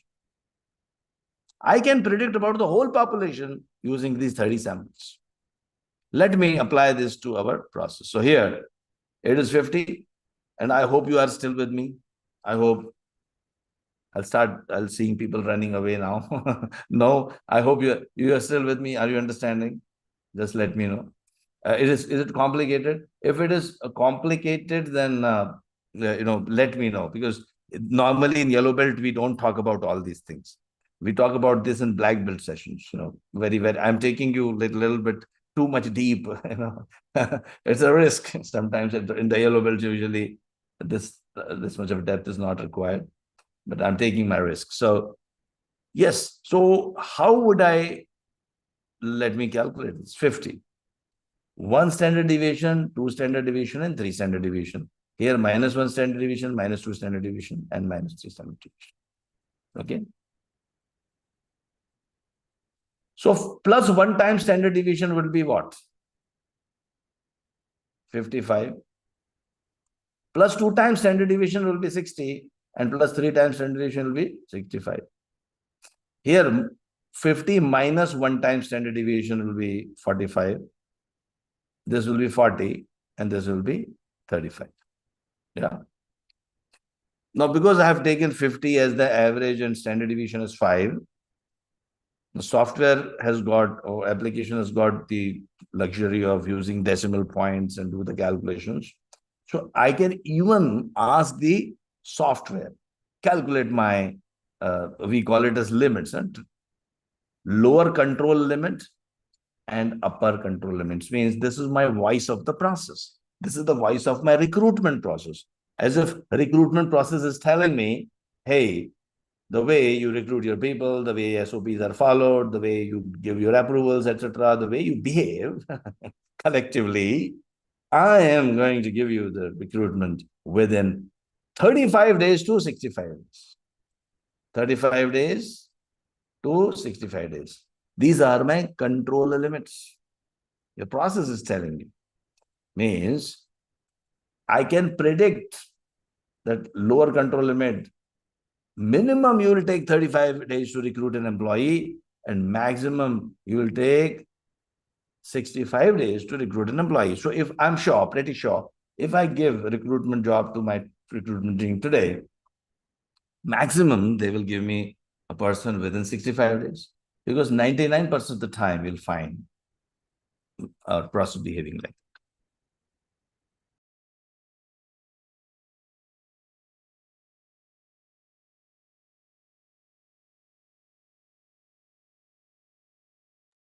Okay, so I hope you understood. Now, our objective is to bring this year. Yeah, our objective is to bring it to 30 as the average. And probably some values, some variation will still be there. Not all recruitments will take place simultaneously at the same time or with the same cycle time. So some variation will be there. But we are interested in changing these control limits. Please understand. I'm not interested in those individual values. Sometimes we get lost in those individual values,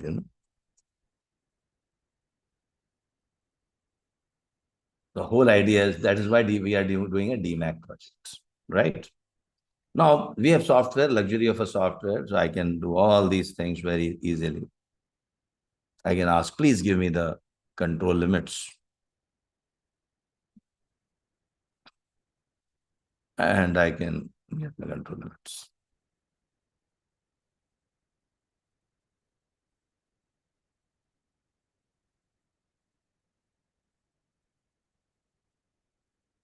It's telling me that, my recruitments are going to take between, it has taken the exact value, so 36 to 64 days. This is the way I'm behaving. There are no special causes, means there's no haphazard going up and down. My process is stable. That's the way, predictable process. Now, why I'm doing like that? So, sorry, why I'm taking so much time? There's one more thing which you do, which is sigma level calculation, which is not part of your yellow belt session. So there's a formula. Using this formula, you can calculate the sigma level, which you don't have to worry right now. Now let us go to the analyze phase.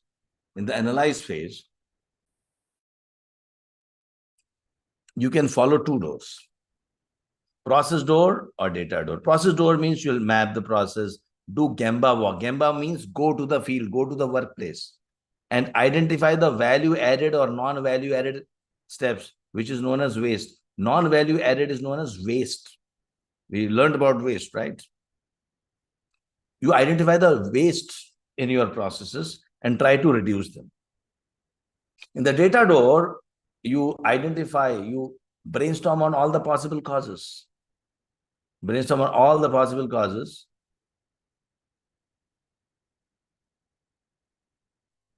Make a cause and effect diagram. And some of you are asking how to attend our sessions. My team will just put, those who are interested, if you're interested in attending my sessions, you can, there's a link my team is giving you. You can just register yourself and I'll give you the dates. Towards the end of the session also, I'll give you all the information, but some of you are, I think, maybe in a hurry or you want to leave. You're convinced enough and then you want to join the session. Those who want to join the session, my team will put the this. And I'll also tell you how to download your the certificate also for today's course in a short while. But let me finish this part. So you have a cause and effect diagram. Then Pareto chart, 80-20 principle. And then you can also use box plots and scatter plots. Very quickly, I'll show you what do you mean by that. So first you map the process, identify the wastes. Oh, this I can remove, this I can remove, this is not value added, this is not value added. Also, you can also use escape analysis, escape technique, where eliminate, simplify, combine. If you see, detailed escape analysis is given with an example on this link.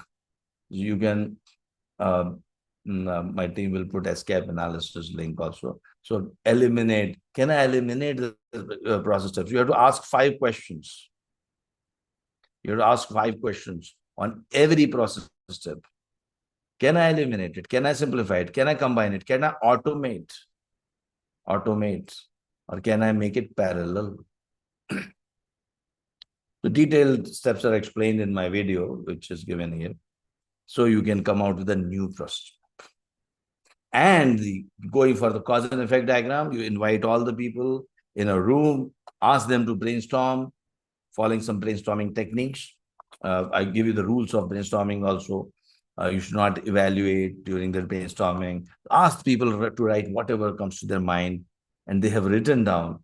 And you can also use a technique called 6M. 6M means machine, material, method. Here, just man, machine, material, method, measurement, mother nature, or environment.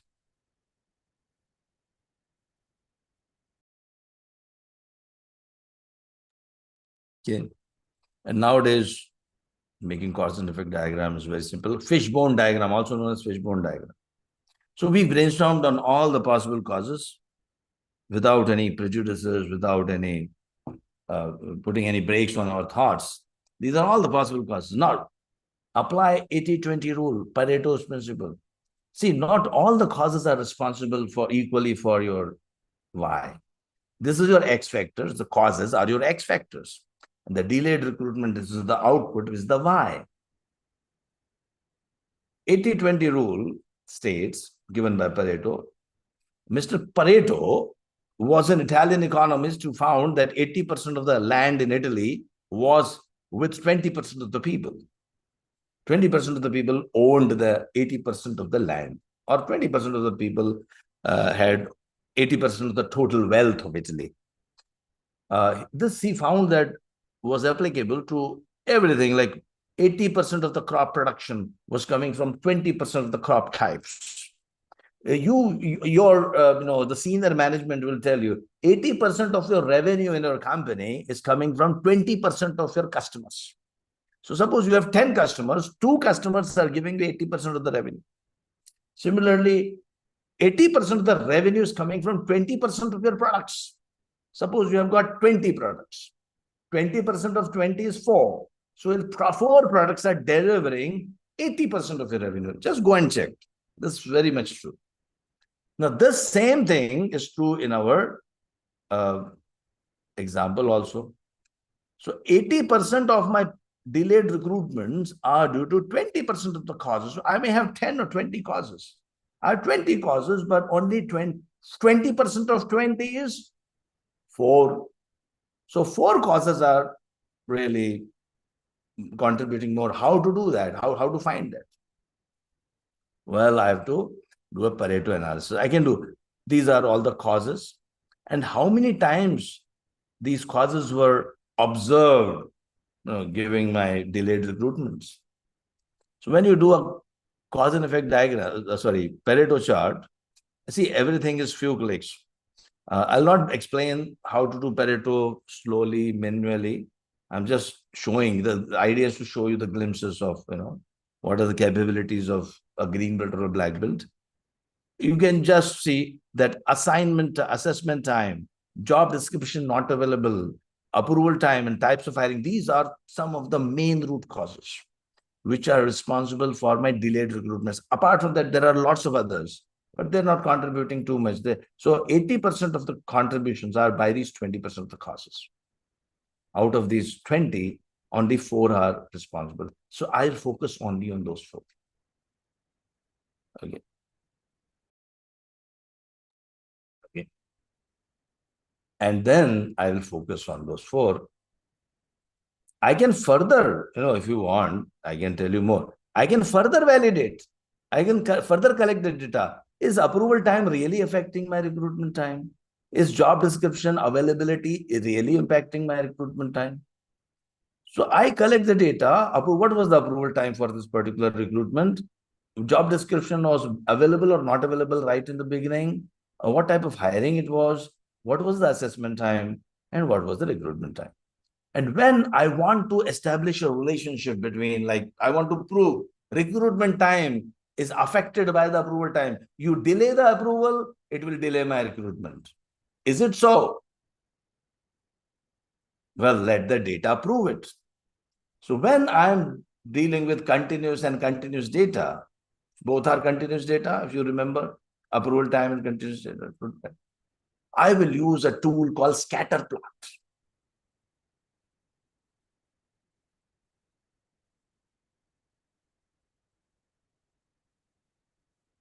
And it will tell me, well, they are related. As the approval time increases, the recruitment time also increases. So if I try to reduce the approval time, if I change the process of approval, I reduce the number of approvals, and I change the way the approvals are done, probably it is going to impact my recruitment time. But let us look at assessment time. Can assessment time also, reduction of assessment time will help me? Let us see. I do a same scatter plot, because both assessment time and recruitment time both are continuous data. It shows, well, there is no relationship. Assessment time and recruitment time are not related. Even if I reduce assessment time to, let's say, 17 or 20 days, it doesn't mean that it will reduce my recruitment time. There's no guarantee. This assessment time is not the root cause. Something else is. What is that something else? Approval time. So approval is more important than trying to reduce the assessment. Because you are not sure. If I reduce assessment time, it doesn't mean that it will always reduce. Because high recruitment time is due to the approvals, not due to assessment. I hope you got the picture, right? So I keep on doing. See, we have tools. We have all tools for, you learn all the tools for validation. I just showed you a few. Finally, you get your root causes. You get your ideas to implement. So I've got the, you can also, by the way, before I go ahead, I've got interactive live training, recording available for lifetime. 2 projects are done in the class. One from your domain, and one you do it with me during the class example. And lifetime of association with me. My old students are still with me. 25 years ago, I started conducting the sessions, and they're still with me. Yeah, so I'm an old man. Okay, so rules of brainstorming. So you apply. There's some good techniques of rules, like I don't have time to tell you about 635. If you are interested in about 635, I'll give you a link. You can watch this link with 635. So some links I'm giving it to you as I close this program in a short while. I'm going to give you some links. Please watch this one is 635. This FMEA, failure modes and effects analysis, FMEA. This is a very, very powerful tool. I strongly recommend that you watch this FMEA. This will help you to improve your process. Just 1 week. Just follow the example I've given. You will understand FMEA in full.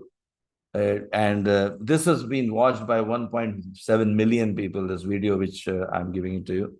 This is my video. It has been watched by more than 1.7 million people. A lot of people have benefited from it. In 20 minutes, you will learn a powerful tool called how to improve your process using, FMEA means failure modes and effects analysis. You try to imagine how you will fail, and then you take an action so that you don't fail. First used by NASA, and it's now used by almost all the companies. So please do that. Anyway, just to complete the project, we got the root causes. Once we got to the root causes, we got the solutions. We made an implementation plan, and it really happened for this project. We implemented those actions. And once we implemented those actions, we put some control system. See, after you improve, you should sustain this for a long, long time. So you have to put some control actions, take some control actions, like dashboards, reviews, regular training. And once we establish that, what was 50 days, now it has become 24 days. Now, this is what the CEO wants to look at. Every CEO, every department head wants to look at this. This is real improvement. This is statistically significant improvement. And every project, every Six Sigma project delivers that. And that's my promise. And also, you'll understand all these tools. I just quickly took you through this. Let me play.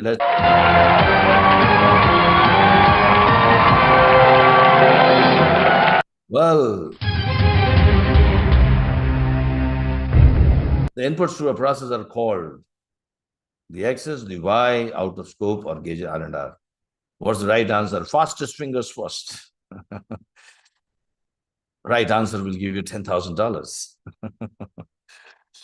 Okay. So, as most of you have given right answer, it is X. Very good. Right.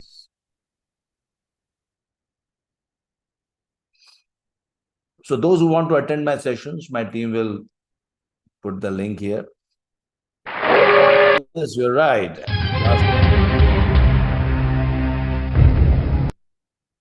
Which is not a deliverable of the DMAC analyze phase, which is not a deliverable of DMAC analyze phase. Not a deliverable of analyze phase. It doesn't come in analyze, it comes in improve. Yes, improve.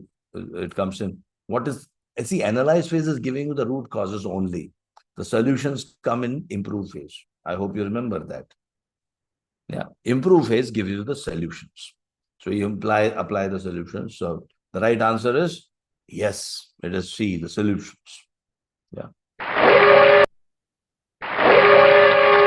Okay, great.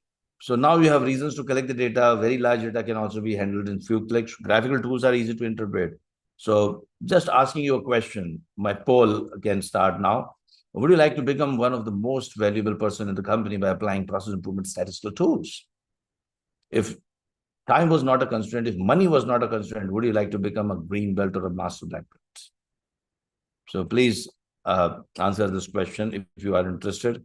I will be happy to send you all the details along with the formalities. In fact, we will provide you the link here. Those who want to register for my program, upcoming program, I'll give you the dates also. I'll give you the dates as well. Once you attend my program, you will get rid of inability to do anything if you face a problem. You will get rid of living with a problem. You'll get rid of waiting for a better opportunity. You can become less dependent on the job.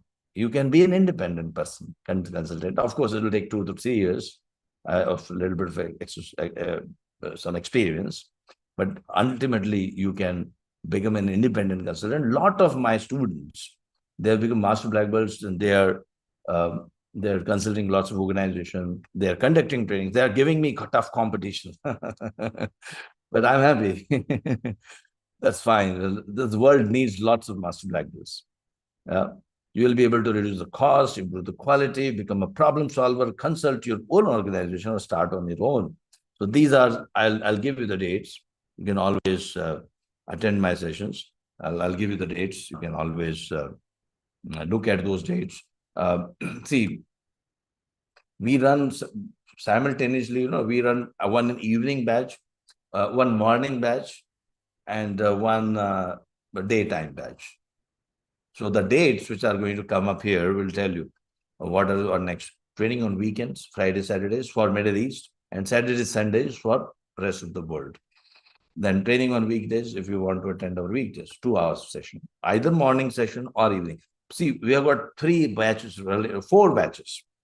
One is morning batch, one is evening batch, one is Friday, Saturday batch, and one is Saturday, Sunday batch. You can choose any one. And you can join any batch any number of times. Free to walk in if you register in our program. And next weekend batch is starting on May 31st. If you are not able to join, then we have got June 28th also coming up. You can register for that. But if you register today and tomorrow, there are 2 advantages. You'll get some good discounts, and also you'll attend my training. Anyway, all our say trainers are really good. Everyone is super. Yeah. So, but yeah, if you join, if you register today and tomorrow, and I'm trying to get you with it. Okay. So these are the 4 options you can choose, and then you can tell anything else you would like to tell. You can end the poll. Yeah, we can end the poll.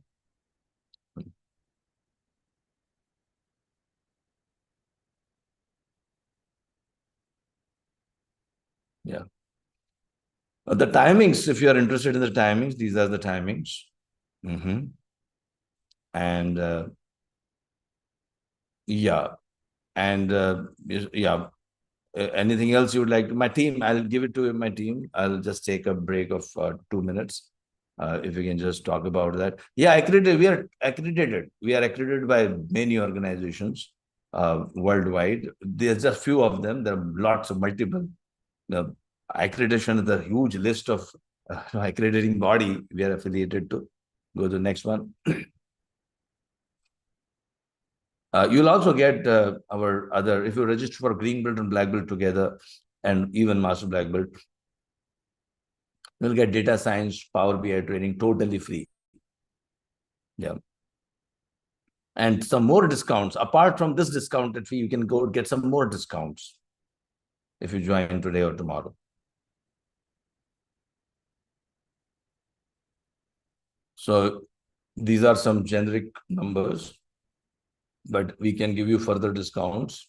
Beyond that, we can go for, we also do, if you are from healthcare, we also do CPHQ, Certified Professional in Healthcare Quality, PMP training also. I also conduct PMP session, CPHQ session, Yellow Belt session, Data Science, Power BI. They are all freely available. You can attend those sessions also if you are interested. Great. So I'll leave you with some of the videos of our credentials. Let me show you some of the videos when you are.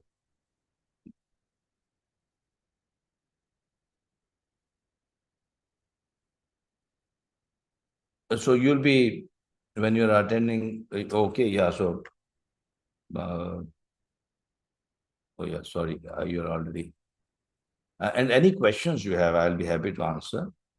Sorry, now it's visible, right?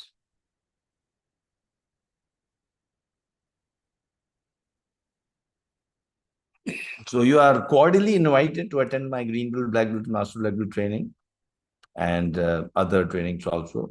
I conduct lots of other training sessions, and you'll get many more discounts. Let me show you.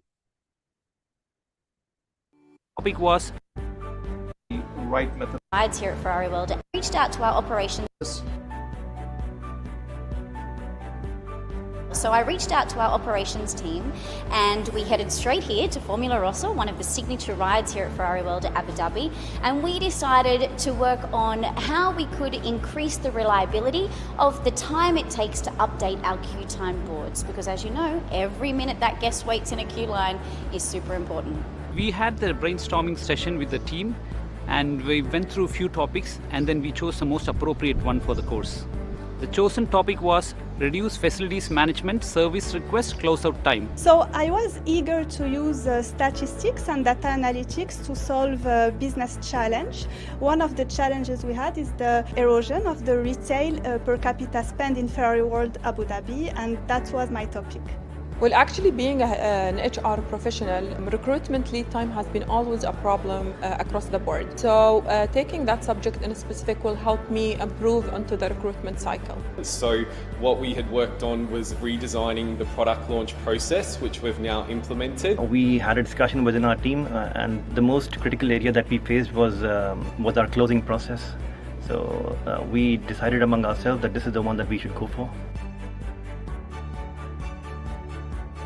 Yeah, the course that we did was a week-long online facilitated course.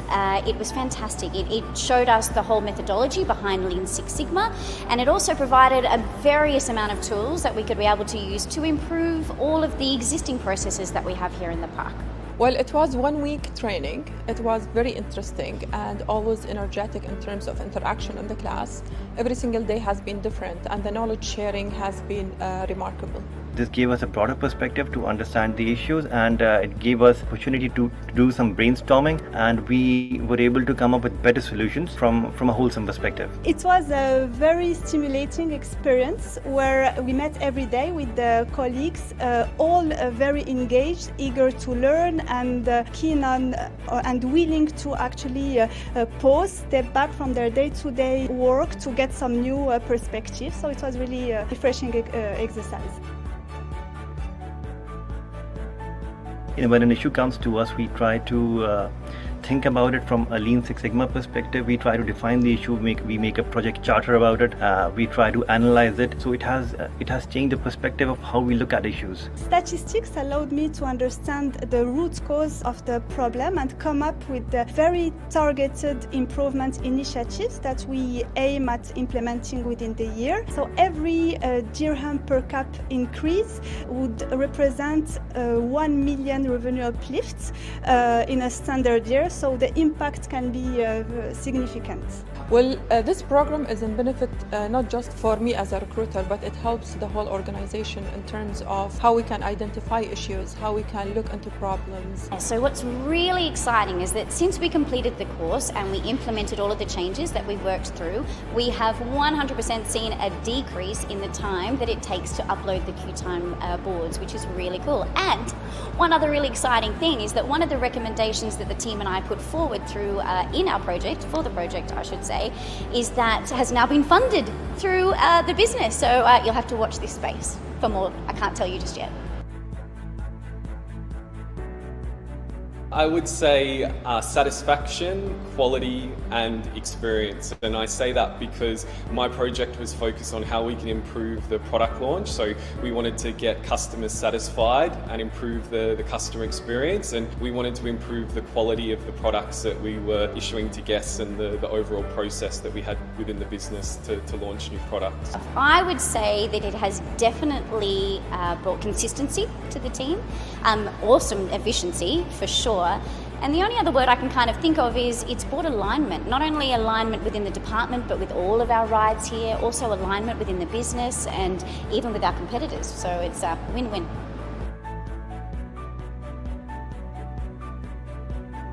I think the biggest personal improvement is giving a framework for doing process improvements.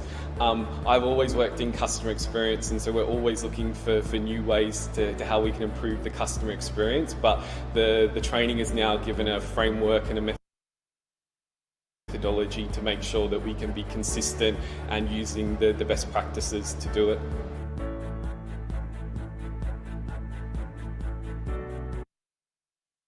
Okay, so there are lots of videos, I'd like to again one more time invite, and please do join. And the sessions for how to register for the program, how to download the certificate, all the information is given to you. Any questions?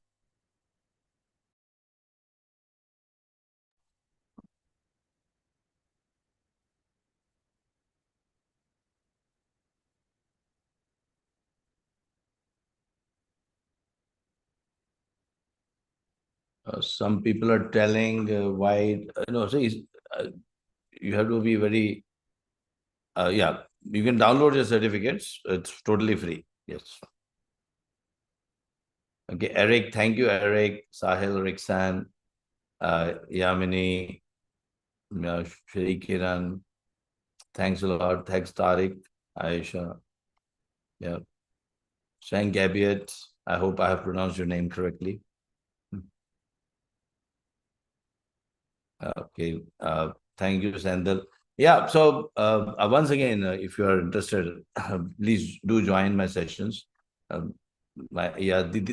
way you can register is given here in the chat box. You can always go through that, or you can give me your email ID.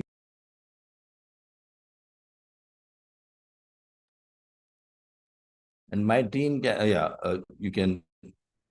Okay, fine. Any question? Shri Karan, Wasim, thank you. Mohammed is asking, is the link reachable in Saudi Arabia? It is very much. Actually, I'm sitting in Riyadh today. Right now, I'm in Riyadh. I'm conducting this program for Riyadh. I'm going to Dubai next week, and then next week, Melbourne. Keep moving around. Lean Six Sigma takes me around. So some people are finding difficulty in downloading the certificate. We'll resolve that matter. Don't worry.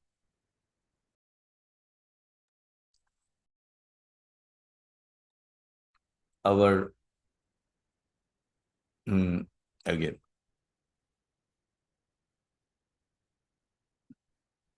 Yeah, sometimes because it has got a heavy load. Everyone's trying to get the certificate, so just wait for a moment, maybe 5 minutes or so. People are asking, if you want to join Power BI, you can register for that as well. Number, you can give your number code. Vijay is telling, thank you for the course. Thank you. Mohammed Sohaib is asking about Power BI. Okay. I will send you the details. You can go to our website also, www.anexas.net, and you can find all the details there. But my team will definitely send it to you. Here I can see. Okay. Let me show you some Lean Six Sigma implementation, manufacturing, Lean Six Sigma and manufacturing. My team has already showed it. Oh, yes.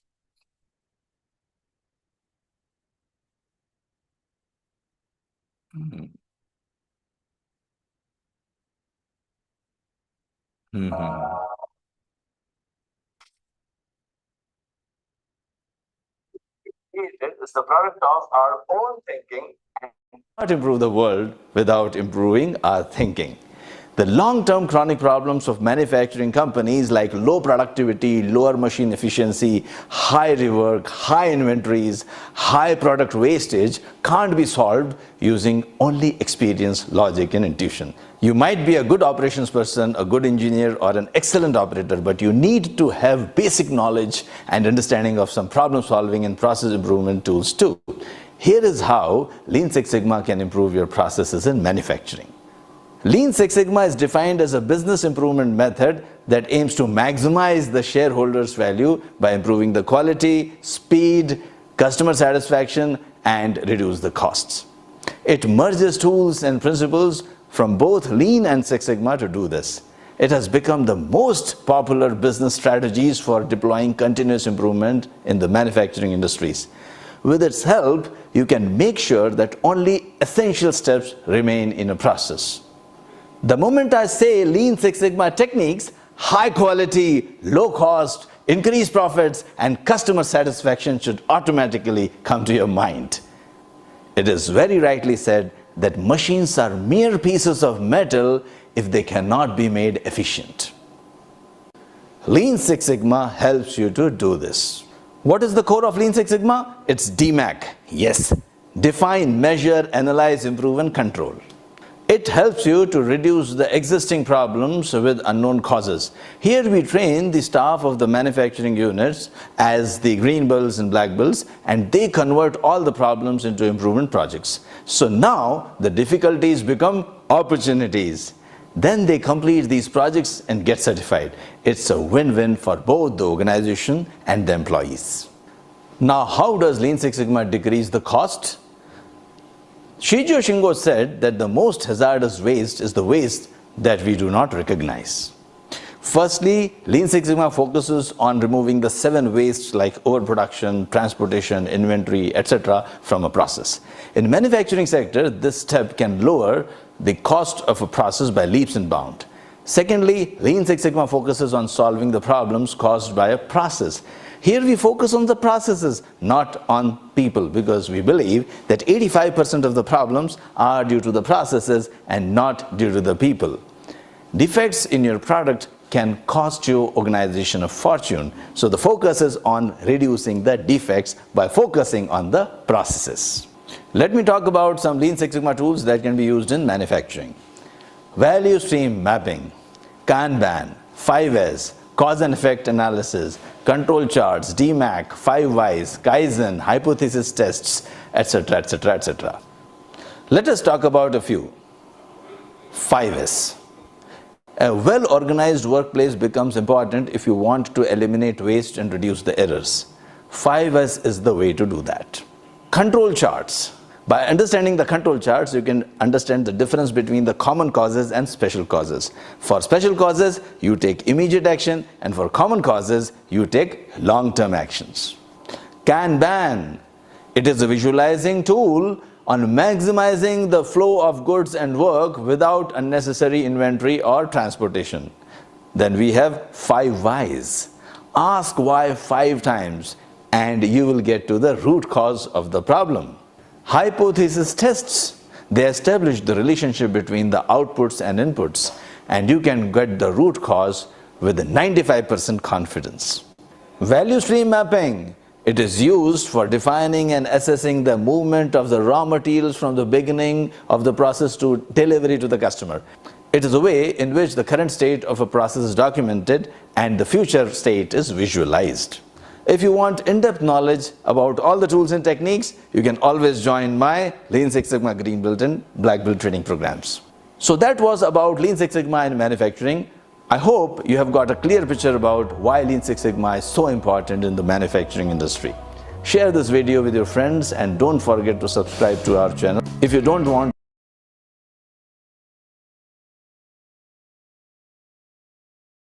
management. Happy learning!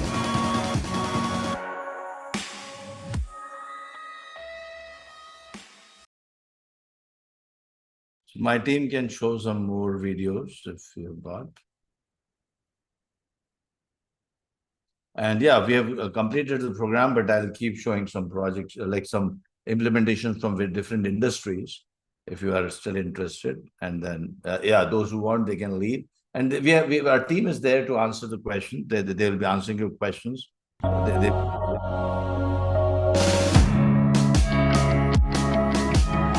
The world we have created is the product of our own thinking, and we cannot improve the world without improving our thinking.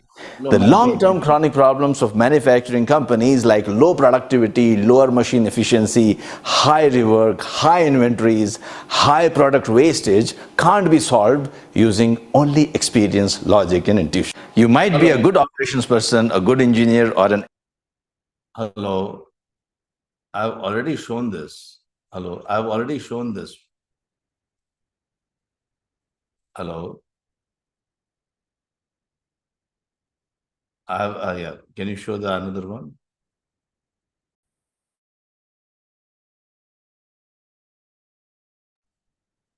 Yeah.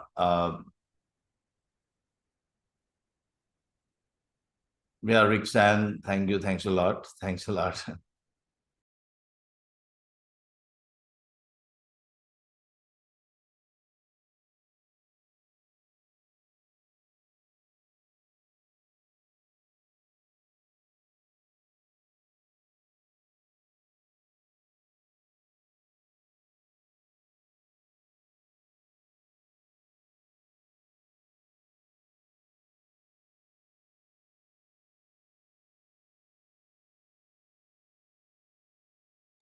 There's no sound. There is no sound.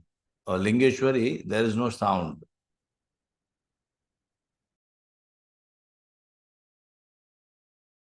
So while sharing the video, you have to share the sound too.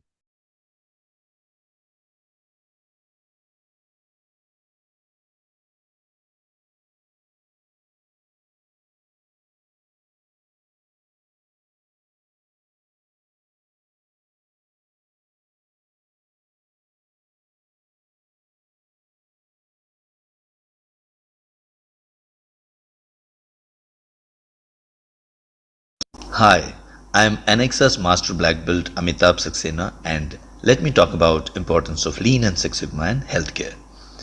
Lean Six Sigma concepts are used in industries all over the world to improve a process, eliminate waste, and reduce defects.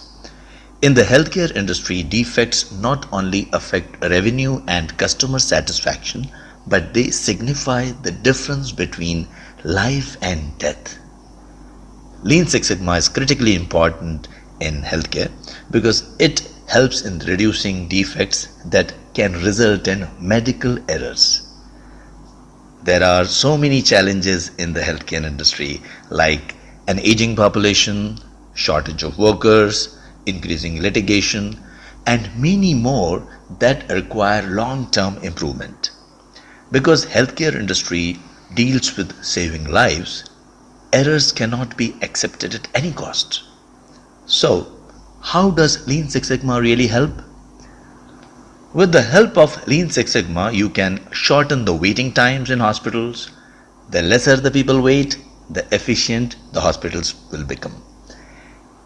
Reduce medication errors and even try to completely eliminate them. Improve turnaround time for lab results. Provide better care at lower costs. Ensure that the medical staff makes fewer errors. Reduce mortality rates. Improve patient care. Improve quality. And improve overall patient experience. How can you do that? By training the staff as green belts and black belts and allowing them to do improvement projects. Lean Six Sigma training and certification in healthcare provides the tools needed to address the challenges at various levels. It is a time for the healthcare industry to utilize Lean Six Sigma methods to its fullest and drastically change the healthcare industry for the better. Don't you want to be a part of the industry where patients are happier, physicians want to work for you, the cost is as low as possible, and at the same time efficiency is high? If your answer is yes, then Lean Six Sigma is your choice. We have implemented Lean Six Sigma in more than 25 hospitals worldwide, including ministries of health of 4 countries, and we can help you too.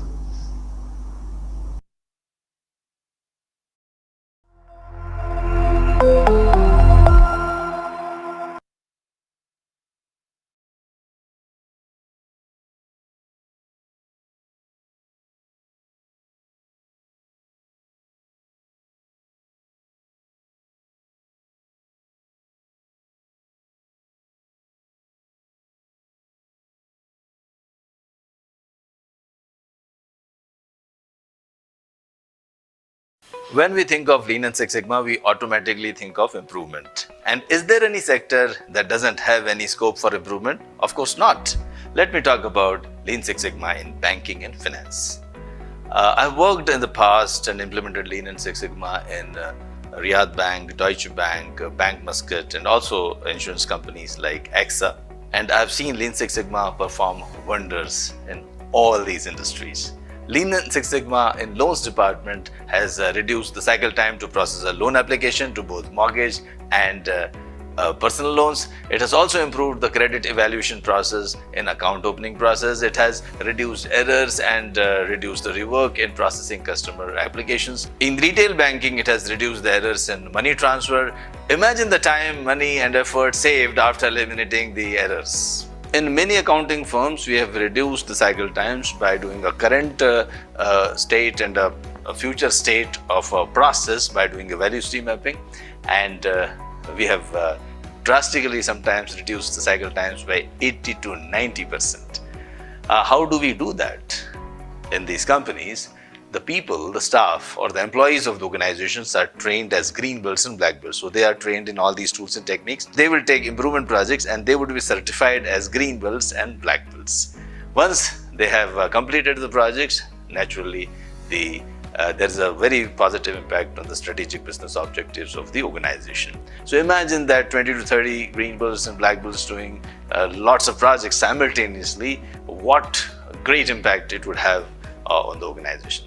In fact, I can go on and on telling about the benefits of Lean Six Sigma in finance and banking, but if you want me to share some more case studies, then what I would request you is that please click the like button, and if I see around 1,000 likes, then I will be happy to present some case studies, and I have got many of them.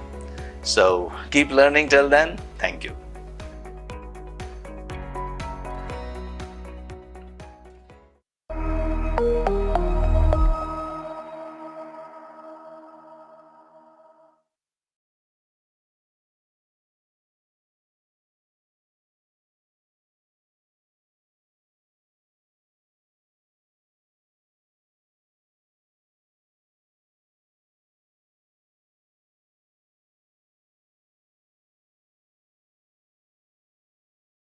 Can Lean and Six Sigma be applied to occupational health and safety? The answer is yes. How? By addressing safety in the tactical and strategic planning. Now, what do I mean by that? See, every organization has got a vision for safety, to enhance the safety, to reduce the lost time accidents, to reduce the injuries, and of course the associated pain with injuries. Now, these are the results organization wants. Rather than focusing on the results, why not focus on the processes and inputs? There's a tool called CPHQ, supplier, input, process, output, and customer. So rather than just focusing on the output, that is improving the safety, which is important too, you have to focus on the processes and inputs, which is writing the proper standard operating procedures, building safety into the design of the project, and taking care when you write the specifications of the materials so that the result is enhanced safety. By using Lean and Six Sigma, you can improve the safety audit process by reducing the time taken to complete the audits, by reducing the time taken to close the non-conformances, and also, in fact, reduce the non-conformances themselves. This will address the needs of all the stakeholders and create a holistic and integrated approach towards managing safety.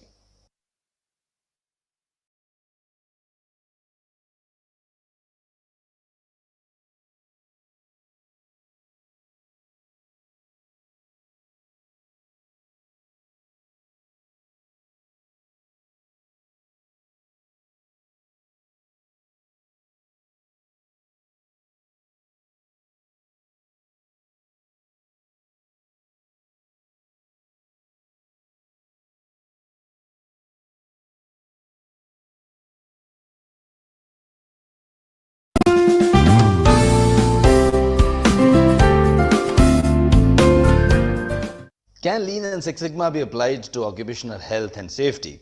The answer is yes. How? By addressing safety in the tactical and strategic planning. Now, what do I mean by that? See, every organization has got a vision for safety, to enhance the safety, to reduce the lost time accidents, to reduce the injuries, and of course the associated pain with injuries. Now, these are the results organization wants. Rather than focusing on the results, why not focus on the processes and inputs? There's a tool called CPHQ, supplier, input, process, output, and customer. So rather than just focusing on the output, that is improving the safety, which is important too, you have to focus on the processes and inputs, which is writing the proper standard operating procedures, building safety into the design of the project, and taking care when you write the specifications of the materials so that the result is enhanced safety. By using Lean and Six Sigma, you can improve the safety audit process by reducing the time taken to complete the audits, by reducing the time taken to close the non-conformances, and also, in fact, reduce the non-conformances themselves. This will address the needs of all the stakeholders and create a holistic and integrated approach towards managing safety. Happy learning! Thanks for taking out time to watch this video. To learn more, check out our other videos. Link is given in the description below. Subscribe to our YouTube channel and have a great day. For more information you can write to us on co@anexas.net.